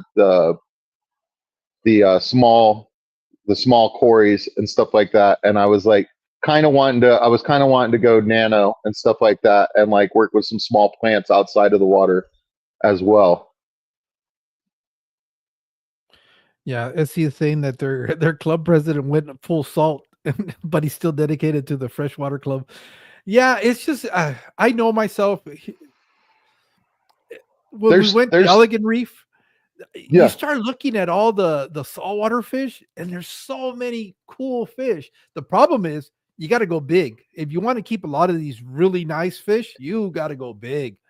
Um, Yeah, there are a lot of the saltwater fish are like you're going to require like a large tank and stuff like that. But there's also like all sorts of like crazy invertebrates in yeah, saltwater too. And then like there's like the coral, you know what I mean? yeah, Like as well, you know what I mean? I'm like, not all of your coral, not all of your fish are going to mix with coral. You know what I mean? So like you gotta kind of decide. And like the saltwater part of the hobby, like there's saltwater in there's saltwater in two of the three shops that I go to here in town, but there's like at least three major shops in town that are saltwater only. So there's a parallel like aquarium scene in my town that I never see because I don't do saltwater. Yeah. You know what I mean? Yeah. So like there's three more shops that I don't go to in town, and the reason why is because they're saltwater only. So I Mhm. mean, like I'm not gonna say saltwater never, just because like I do find it interesting, but Yeah. I'm gonna say saltwater not right now. Yeah, and that's kind of where I was at. And again, it's not that I have anything against the saltwater. I just I just know how I You am. got to specialize somewhere. There's so many things that I haven't done in the freshwater hobby because what I started in I sent you that pic of Phineas and he Mhm. had his minnow colors on. He wasn't even orange yet. And Yeah. that's when I first bought him. And that was in 2019. So what? Like I 6 years. I've been keeping fish technically for 6 years. You know what I mean? And like for the first year I wasn't doing anything except figuring out how to like keep fish and like starting my first tank, you know? Like so there's Yeah. still like so many things that I haven't done. Like This is the I reason why I kind of want to do saltwater, because this is one of the fish that I want to keep. I don't know if you yeah, is like. that a goby? No, it's called the What's Fu that? Manchu lionfish. Oh, That to me is like a really Fu cool looking Manchu fish. is a name of one of my favorite bands. Yeah, They and sound they like call it yeah, a they Fu sound like they're Manchu. straight out of the '70s. I think they're They, just using all '70s equipment. yeah, because Yeah, it actually has some barbels, I guess, that come down and look like a Fu Manchu beard, that's awesome, dude. That's a great a name. mustache, not beard, and they don't get very big. It's a dwarf lionfish, and I Ben think Sharp says that he did the salt to have a psychedelic mandarin. yeah, yeah, that the if I'm not mistaken, that's like the multicolored mandarin. Let me see. I don't know if it's cycle. I know the mandarin, but I don't know what the. I gotta look it up now. Look it up. No, that's a frogfish. It's just that's the thing with saltwater, man. There's so many fish that are so interesting because the body shapes are so different.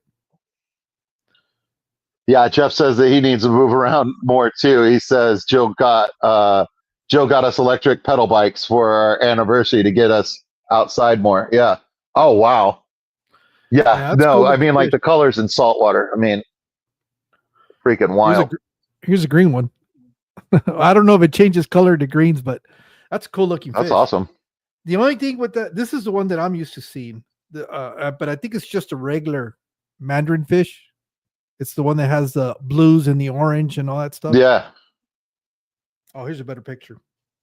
This is the one that I'm used to seeing that I know of, but I didn't know about that other one, the psychedelic one.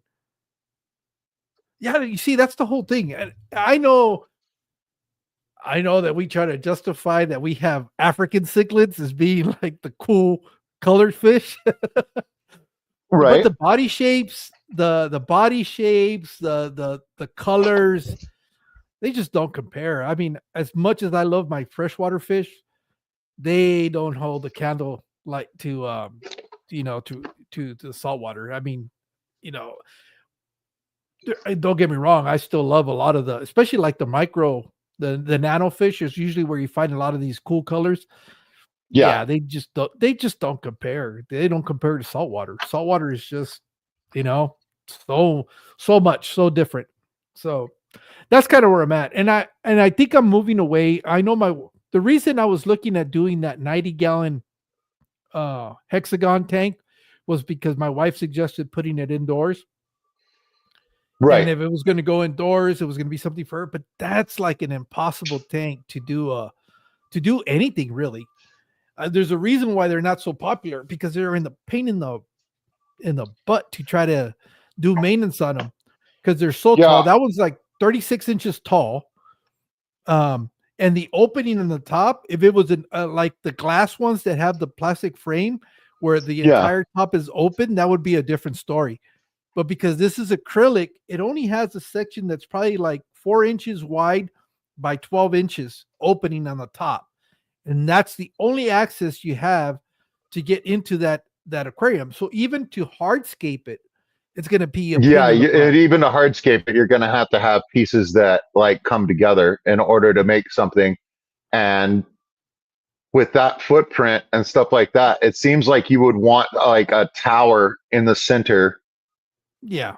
It would be a good way to go with it, and then things would be at different levels in the tank and stuff like that because you don't have a lot of side to side, and because of that, you're limited on how big of a fish, and then like with that fish's like swimming behavior and stuff like that, like which type of fish you're going to be able to put in there, Yeah. right? And I have a 60-gallon rectangle tank that's just sitting in my garage. And it's like a 36-inch footprint by 18 by 32, I think, tall. That is So more suitable for is that the 60 breeder? I don't know if it's 60 breed. No, it's not a 60 breeder. Okay, because Um, that's like more the footprint of that's more the footprint of like your 40 breeder. You know what mhm. I mean? Your 20 long. It sounds You like know what I mean? it sounds like it's a Is it 40 more that breeder, sort but of a taller. footprint? It's Okay. taller than a 40 breeder, way taller, significantly taller than a 40 breeder. And it's about, I think, 30 or 32 inches tall, somewhere around there. Hmm. It's a weird shaped aquarium, but I think that would probably be better suited if I do it as a saltwater because then it opens up the type of fish I can keep. Um, I think you might be right there. yeah, and so I like now your thinking. that's kind of become an option now if I go saltwater. Um, Right. what my original plan that I had for that 90 hexagon X. tank. Um, and that was like immediately when I saw that aquarium. But then when my wife suggested bringing it indoors, I kind of had to change gears because I want her to be more participant in that aquarium because it's going to be inside the house. But I think things might have just changed. And the reason I say that is because just a couple of days ago, where where I'm at right now is one of the spare bedrooms, and it was set up like we have two, three, and well, three full-time bedrooms, and then there was like at the one other one that they call it a fourth bedroom. That one functioned as a bedroom, as a office. It could be whatever you wanted it to be. So yeah, a multi-purpose room. Yeah. Yeah. So my wife recently took out the bed that was in here and moved it into that front bedroom. And it used to be her day spa that she had. And I guess she's kind of had to change her heart as to what she wants to do with that spa. So this room opened up. And I was like, man, it'd be nice to be able to not be in Everybody the in chat is doing this right now. yeah. That it'd be nice not to have to be in the We're all garage thinking the same thing. No need to say it. because it's that's the reason I'm in here. It's not in there. And then she got to see when we got back how bad the evaporation was on my aquariums. And I had one tank that just got devastated, and it was my inler tank. And it was Mm. interesting because that one was the whole bottom of it. It's a 10-gallon tank. The whole bottom was nothing but dwarf Sagittarius carpeted from front to back. What I am thinking is that one, the evaporation got to the point where it got down to where the the grass was at the plants. And my son came in like midweek and he goes, "Hey, do you want me to add water, top off your tanks?" And I think that one got exposed to the air and then he filled it up and it killed everything in there because it was the grass was the grass, I call it grass, but the dwarf Right. sag was, I guess, starting to die out because it was exposed to the air. Okay. And when he filled it up, it just annihilated that tank because now all of a sudden it's submerged. I mean, it's immersed, no, submerged, and Yeah. it started dying out, and it just wiped out the tank. And so I had to deal with that. That's the only real casualty that I had. The only other casualty, but I don't know if it was heat related. I had a trio of Bozeman rainbow fish. Well, the male Hmm. died. The male died, and so I lost that. But I don't think that was due to Well, anything yeah, else. those are also large enough fish. Considering the size of the tank, definitely. But Well, no, that's a large they're in a enough fish 55. dying to where that fish dying could have No, no, triggered the other two, right? no. That one's in a 55, Oh, okay, and never mind. it's only that trio in there, so that was not a problem.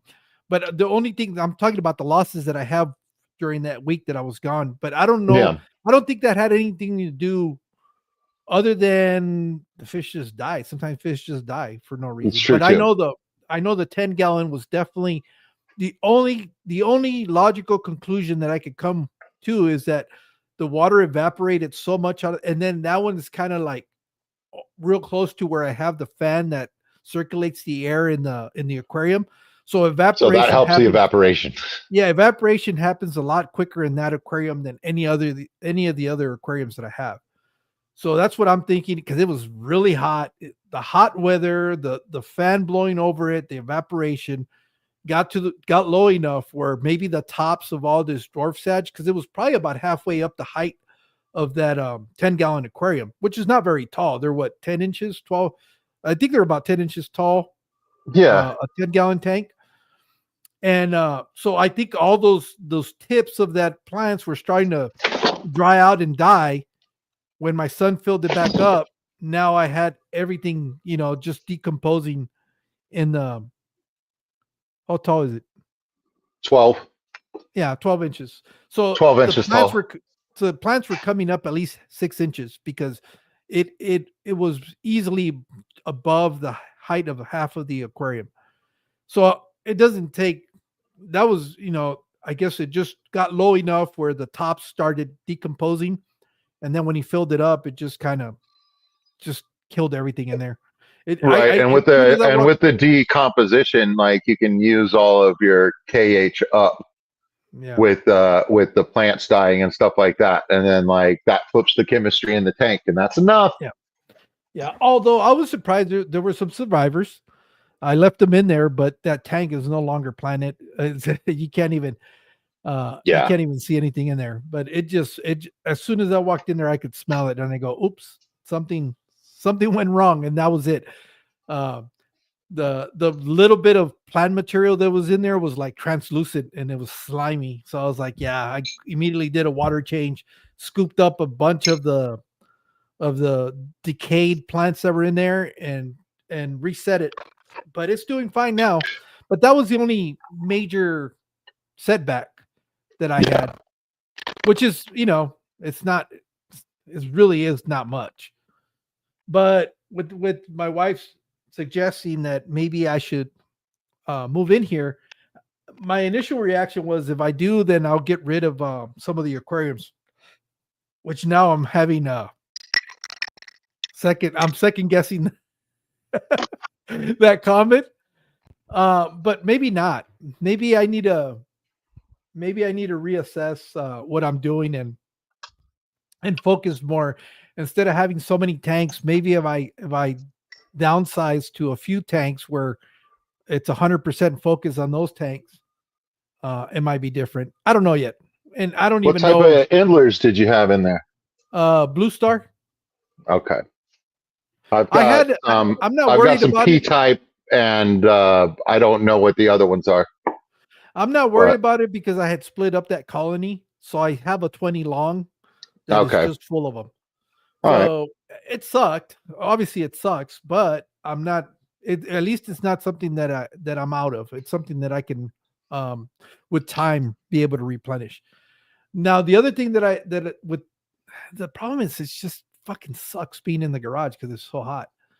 Um, Yeah.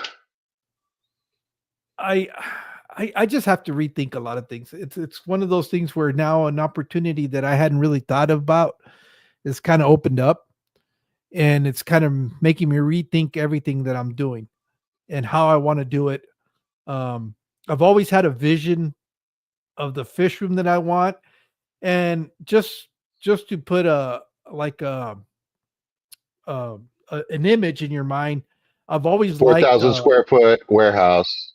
no, no, no, no, no.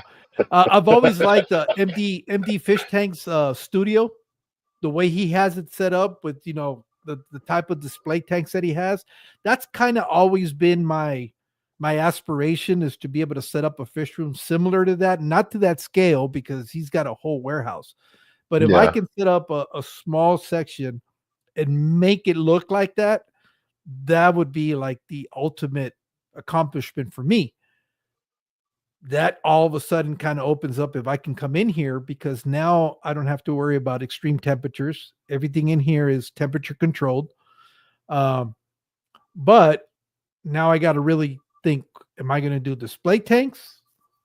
Am I going to continue to want to breed? That's what, those are the choices that I have to all of a sudden um, contemplate with. And I want to make it something that I can be proud to show off, where anybody, even if you're not into fish, you could come into the room and go, oh yeah, that's a pretty cool room. I want to have Yeah. all sorts. I've been really, really interested in like house plants. So now that I'm in here, all of a sudden that becomes like, oh, I can play around with some house plants, but make it look not just like a bunch of plants in here. I wanted it to look uh um harmonious, not just overcrowded. So I Yeah. don't know. I got a bit of disharmony going on in here, but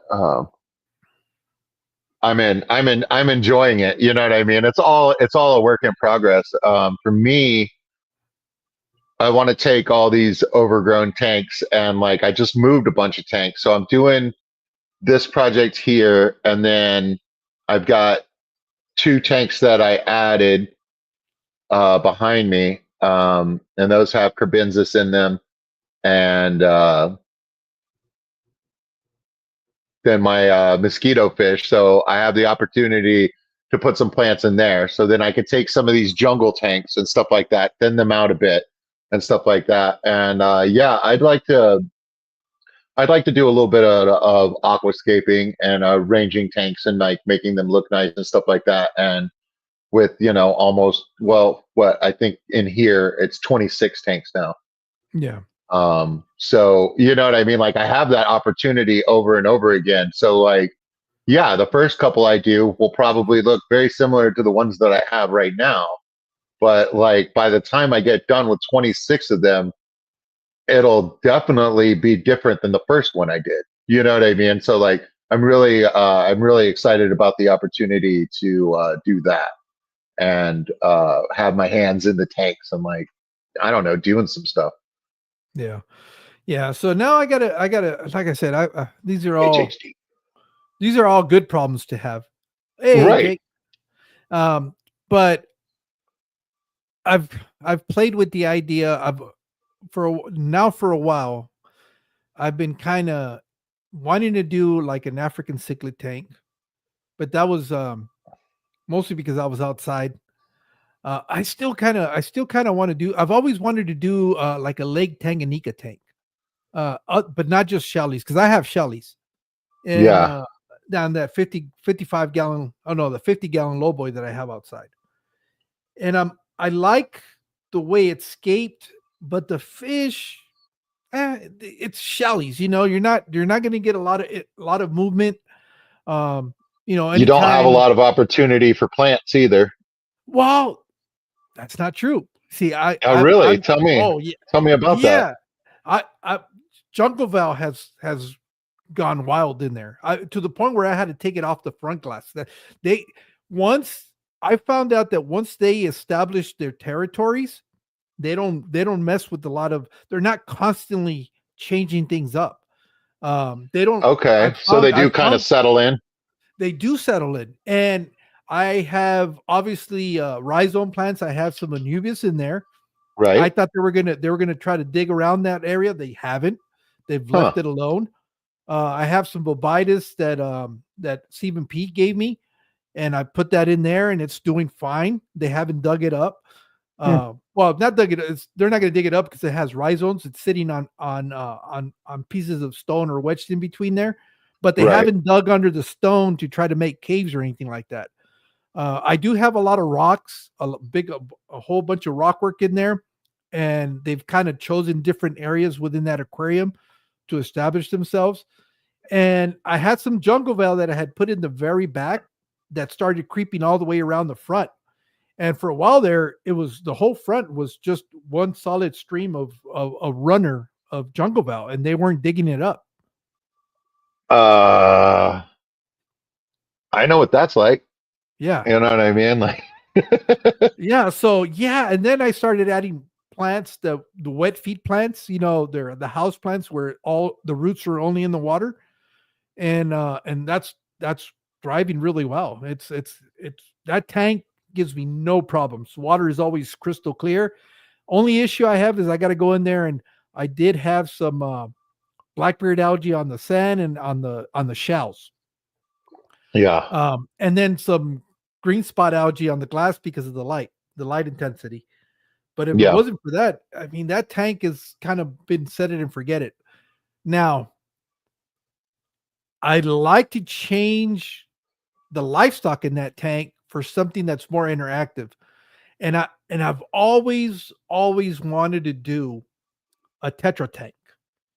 And the tetras that I really like because I hardly ever see them are the Von Rios because they're kind of like a medium-sized body fish. I want to do those and I want to do some green fire. They're the ones that are like green and red. And I think Oh those wow. two species in that aquarium, even though it's only 10 inches tall, probably less than that with the substrate in there, I just think it would be really cool with all the other plants and stuff that I've got going on in there. So that might be a possibility if I do come in here that I change Yeah. that up to that because I wanted to be like a like a real showpiece. Um, the Shelleys are cool, whatever. And to be honest, it's probably one of my best money makers in my fish room because that's the fish that I get Because they're most. popular. Yeah. No, they're on my No, list. yeah, not so much that, but when I go to the pet store to take inventory, those are the ones that fetch me the most money Yeah. because they can turn around. And I think he sells them either $10 or more per fish, so I'm getting about I want to say like $4 per fish. Wait, compared that I'm obviously the rest of my inventory is nothing but live bears, and I get about 50 cents for each live bear. Right. Yeah. I mean, like, I mean Yeah, that. Yeah. I mean that makes sense. but But I I'm taking mean, a shit ton of live bears too. Um, right. so At a certain point, it's not like how much you're getting for them. You know what I mean? It's how much space you're creating in your fish room. You know what I mean? So like, it's just yeah, like, so no, I only want to sell for this price. It's just like, well, good luck, buddy. You know what I mean? Like they're gonna be in your tank for a while. Like, I want to do that tank hmm. with I want to set that 50-gallon low boy with those two species in mind. Um, and then I have a 120 that currently right now has swordtails, and I'm kind of debating. Are Do they I red? continue? They are. I don't know what you would call them. They're the orange body with the black tails. Okay, yeah, So I don't know what line that is. Um, there was somebody that was getting rid of them, and I just picked them up. So I right. I, I don't know. I guess it would be like wags if the platies. The platy version of it is called the wag platy. So I don't know if these are wag Yeah, I think swordtails.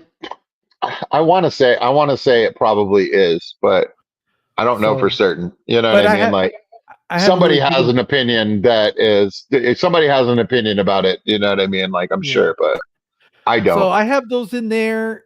Um, and I've thought about, okay, if I come in here, that one's planted.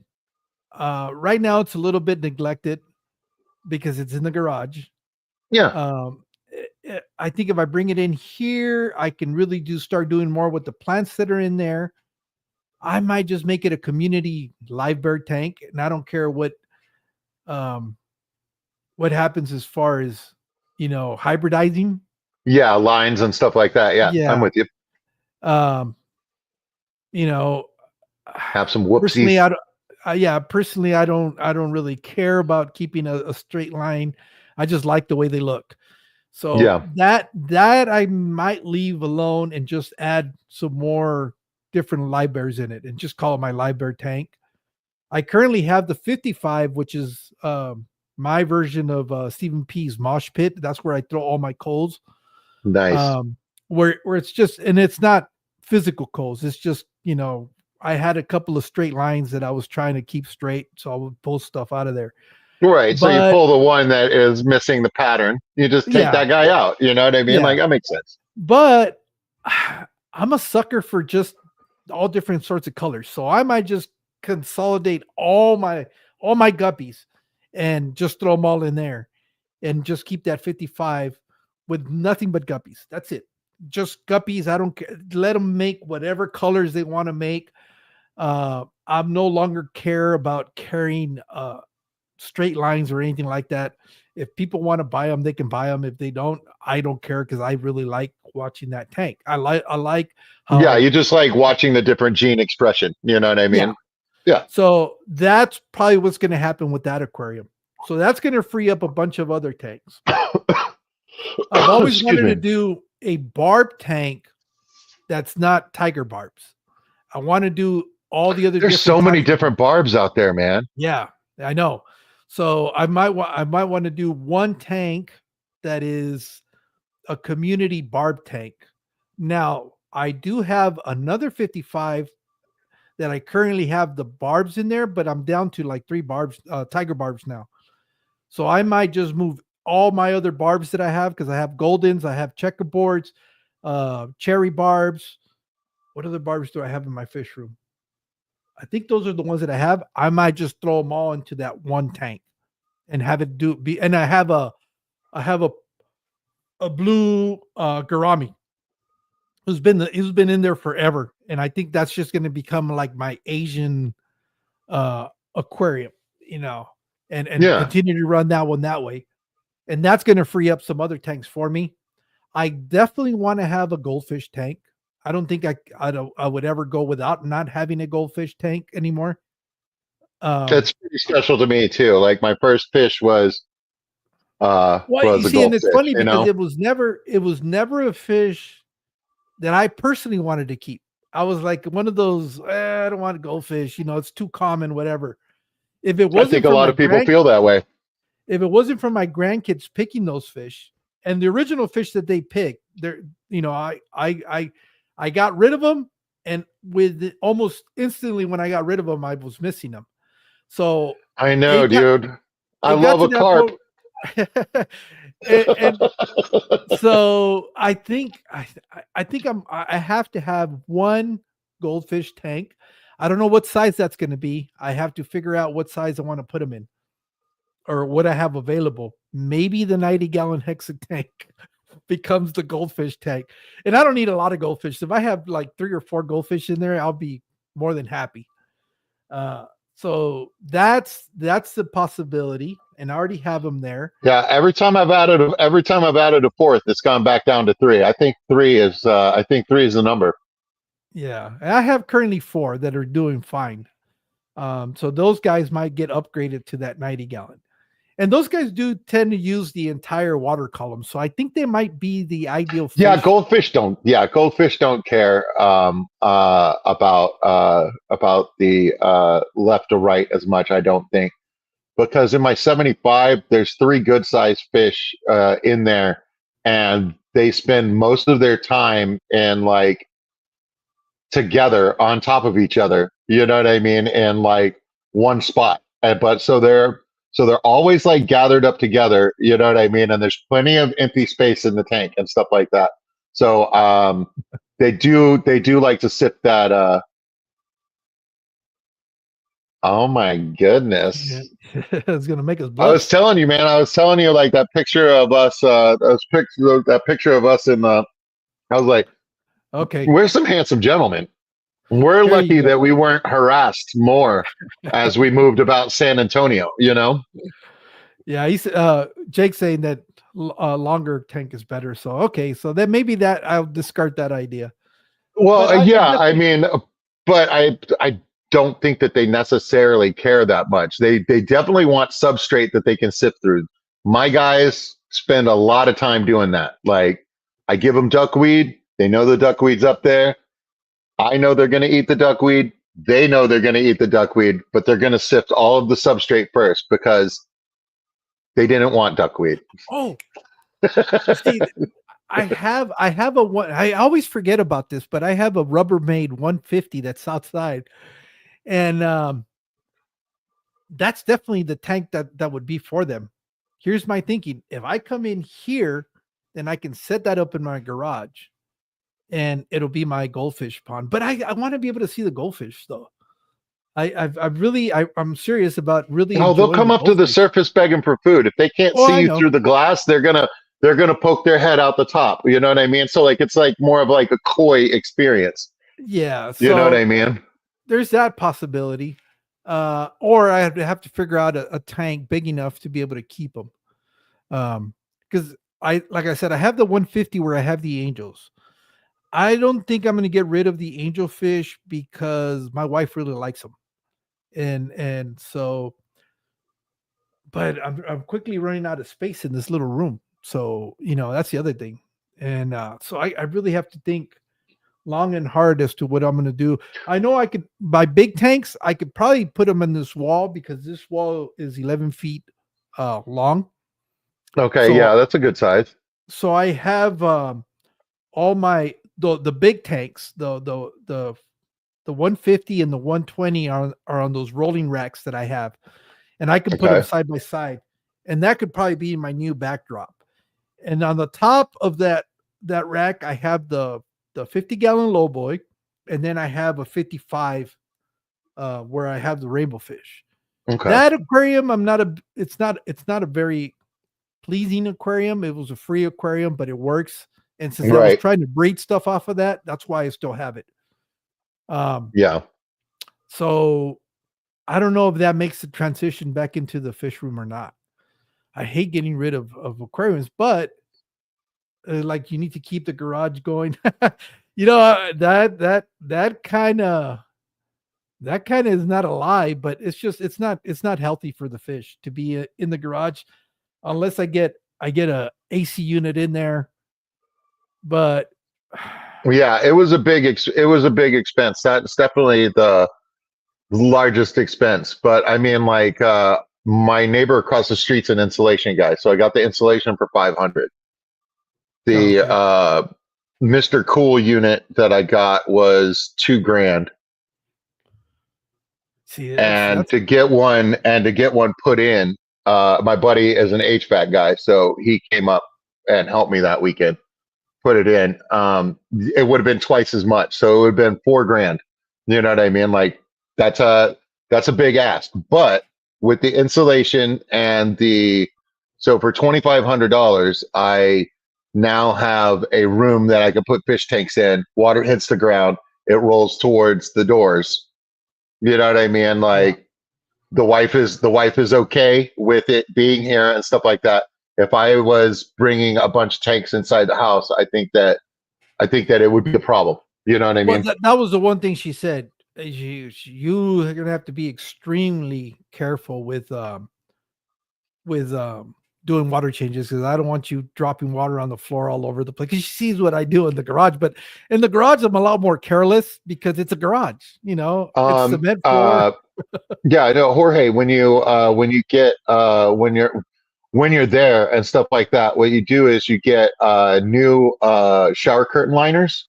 You take your old shower curtain liners, you throw 2 cups of vinegar in the washing machine. You wash those liners. They'll wad up real good. You know what I mean? They'll be wrinkled when they come out and stuff like that. But they'll be scrubbed. They'll be scrubbed real nice. Most of the soap scum will come off. And what I do is I take I have a shower curtain liner hanging on a screw behind the door to the garage. I take that, I lay that down in front of the rack. I put towels on top of that. That takes care of a lot of the problem Okay. right there. So there is like a waterproof barrier between the carpet and the other. And like that's how I'm doing that. And like you can replace your shower curtains at any point in time. And that it's not an expensive move either. And because the shower curtain liner is so much thicker and stuff like that, it's just like I don't think I'm ever gonna have to replace it. Oh, okay. Oh, that's good. I hadn't even thought about that. That's good insight on that. But yeah, and then to be able to run, I don't know how much of a increase in my electrical bill would be to try to cool off that garage because I'm out here in Arizona. Yeah, you're It's out there part in Arizona, your price is different, but I think I equated mine out and it was $30 a month. hmm, And I'm running air and I'm running mostly air in here and for my filtration, and my lights are like 16 watts because they are shop lights, but they're LED shop lights. So you know what I mean? Like, so the energy consumption is not that much. So yeah, it and ended up that's being about $30 difference. you see, and it's good if you already have a place that's well insulated, it's not going to be that big of a deal. But I I I live in cinder block construction, and there's no insulation in the garage, so I would have to Mm. go in there, and I was looking at to do proper insulation. I would have to build another wall to be able to insert the insulation, and so that's just driving up the And then cost that more and takes your more. whole room and makes it a little smaller too. So it's like, Well, not in the garage. Room is not an issue. I got plenty of room in the garage. okay. Um, it wouldn't really be. It's just the cost of doing all of this stuff. Uh, and so it's kind of like I'm, I have no problem. I'd rather downsize and be able to come in here. If I go down to 4 tanks, I don't care. I'll be happy. I'll have 4 tanks. I'll dedicate all my time and effort to those 4 tanks. Right now, I've probably be like 30 some tanks out there because I'm trying to do some breeding and other stuff. But again, do I really need to do that to enjoy the hobby? Not necessarily. I've one of the Yeah. things that the one thing that I enjoy the most is just to be able to sit there and watch and observe. That's to this day, that's still the one thing And that I love. in that regards, you only really need one tank. You know what I Yeah. mean? Like, so yeah, no, I hear you on that. And A- And what made it worse is I was listening to Funk's podcast that he did, where he got with the one that's called the fish keeper that I think I am versus the fish keeper that I am or something like that. And that was one of the things he was talking about. When did it become a rule that you have to have more than one tank to be able to be uh, considered a fish keeper or a hobbyist or whatever? And that's and true. and it made me really reflect and think about it is why do I really have so many tanks? It was just one of those things. I think it was just timing of the whole situations and the things that I had to Right. think about that it's making me rethink and go, well, uh, do I mean, I've gotten the experience of breeding some fish. I still haven't had a lot of success with egg scatters. A lot of it is the way my tanks are set up. The problem is I can't commit. I can't commit to set up a proper breeding system. Proper breeding system means bare bottom tanks with ways to collect the eggs, be able to pull them and hatch them properly somewhere else. That's the proper way to do breeding for egg scatters. Yeah. The way I'm doing it is totally wrong because I just can't go with bare bottom tags and I end up throwing substrate in there. Now that I've got substrate in there, I can insert some plants. And the minute you start putting plants in there, you're going to have hitchhikers. And now I've got snails. The snails are eating all the eggs. So I'm kind of fighting against myself. Right. So it's kind of like, do I really need to have the experience of breeding egg scatters to really feel like uh I am a full blown fish keeper? Am I doing it because I have a channel and I need to be able to do something on my channel? It's making me reassess Yeah. why Like, I'm what is doing my it. motivation? Like, Yeah. and again, I kind of because you don't have enough tank. That's a mistake. I'm reading any fish will do's comment. So again, what do I enjoy the most? I like doing aquascaping. I'm not gonna lie, that's kind of what I like doing. But I like doing it once, setting it up and letting it go, and then just watching it. So it's all those things where I'm having to figure out what's going to happen in here. Um, what's going to be the real limit that I'm going to be allowed to have. Um, really figure out what I want. And now I have to really figure out what I want. Right now, I could do whatever I wanted because I pretty much had unlimited room. Now I have to be purposeful with what I'm doing and have a clear vision. So, but I'm in no hurry because it's not like I got to move in here by tomorrow.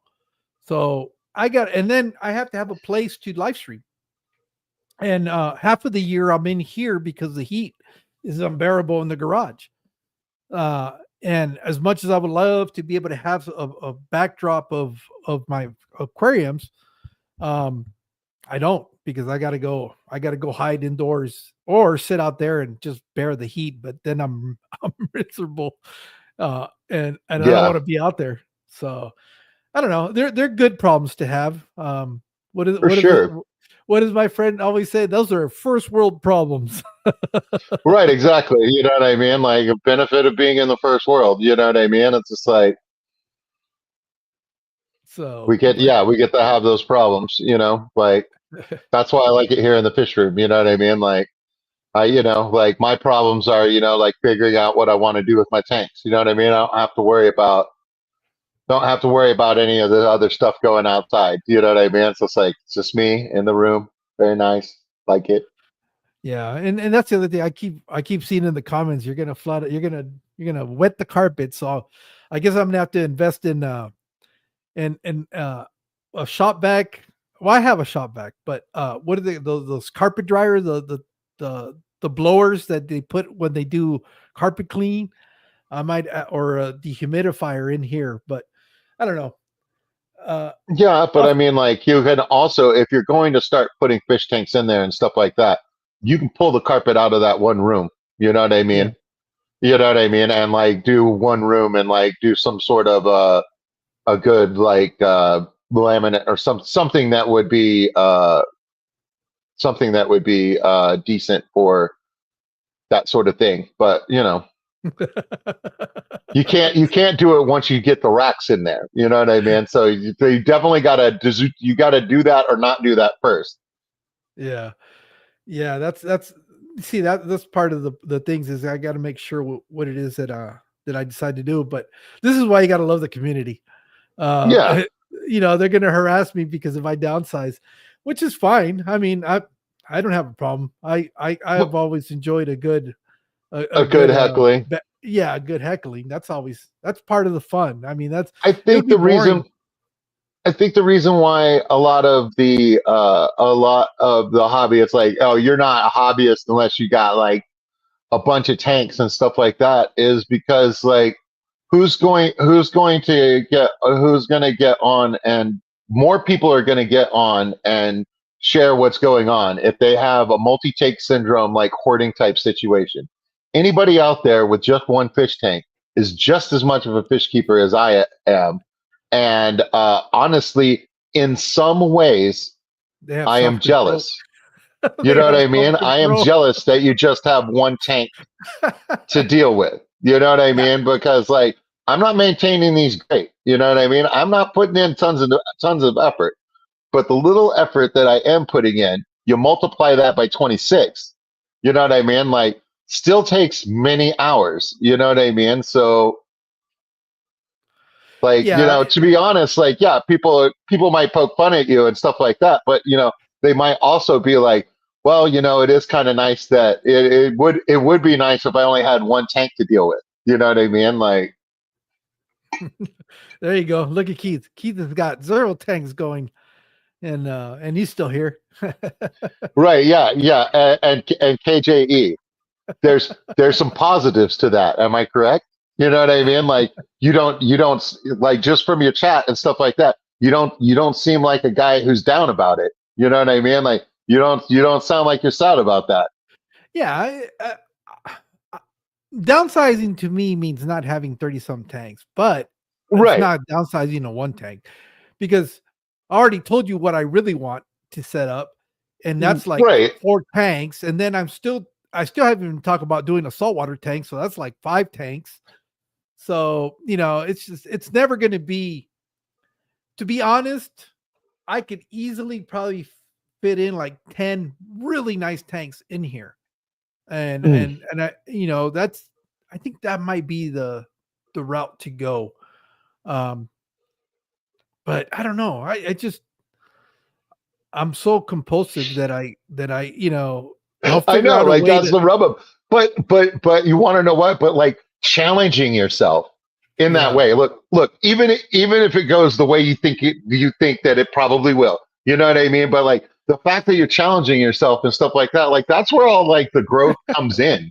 You know what I mean? And stuff like that. The fact that you're thinking about it, knowing is half the battle. You know what I yeah. mean? It's just like, Well, I'll tell you what, it's definitely going to be a double stack situation in this room. There's not going to be a single stack a setup. It's all going to be double stack, if not more than double. But um, but I, spoken like a although true for the downsizer.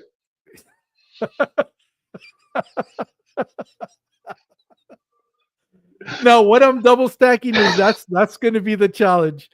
Uh, I might get rid of the 10-gallon tanks. That might be a little bit too small. I think if I do that, because currently I have 16 10-gallon tanks.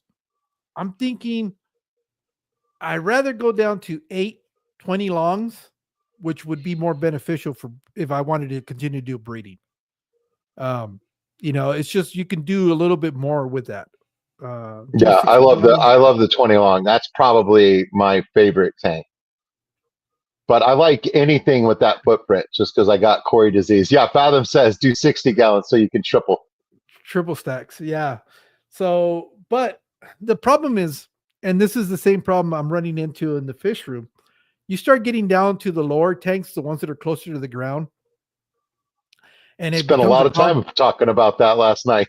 Yeah, it's just to siphon them out. You got to start using, pumps and all this other stuff. Yeah, that's that's exactly it. Yeah, and because you have to do more Oh, work, you tend to neglect them. They're the ones that get neglected a little bit more. And it's to the point now where it's just, what? I just rather just deal with, you know, maybe no less than 12 inches off the ground. That's about a good height, and not put anything under there other than storage. Make it a storage area where you can have, if you're going to have totes with equipment and stuff like that. Yeah, I do have well, I don't have 120 stacked, but I do have a 120 and a 50 and a 50 gallon and a 150 and a 55 double stack. pull up Asia's comment. Oh, what did she say? Let me see. Her last comment there. I love that. My number of tanks is holding steady, but my number of is growing.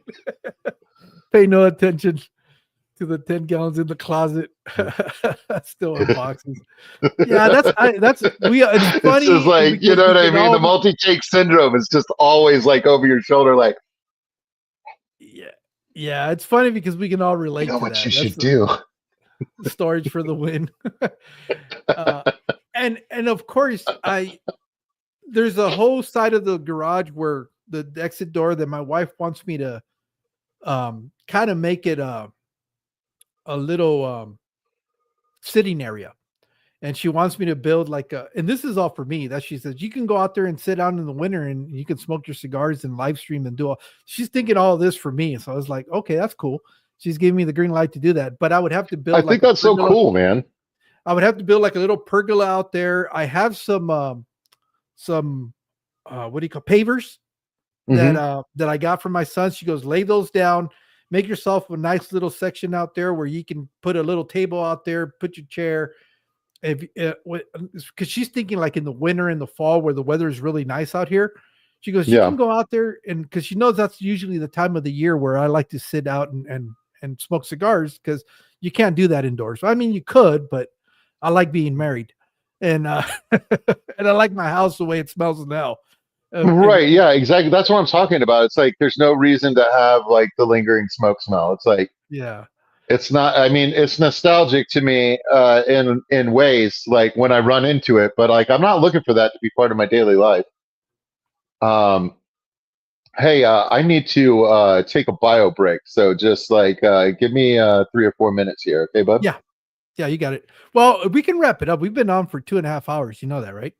Hey, yeah, but I mean, like, I could talk to you all day, and I'm enjoying seeing what's going on in the chat too. So, like, it's up to Well, you, man. Like, I don't want to I don't be. care either way. When we get Let me done here, I'm gonna be let, popping up in a chat somewhere. You know what I yeah. mean? Like, Let me the make sure we're not stepping on anybody because I didn't yeah, even bother. the time goes on. You know what I mean? I didn't even look. Tuesdays have had holes in it for a long time. Okay. What's his name? Bentley's going live. And um, Nick in my tank is going live too. So yeah, I guess we could wrap it up, dude. All right, And yeah, man. Let's do that. Let's do that.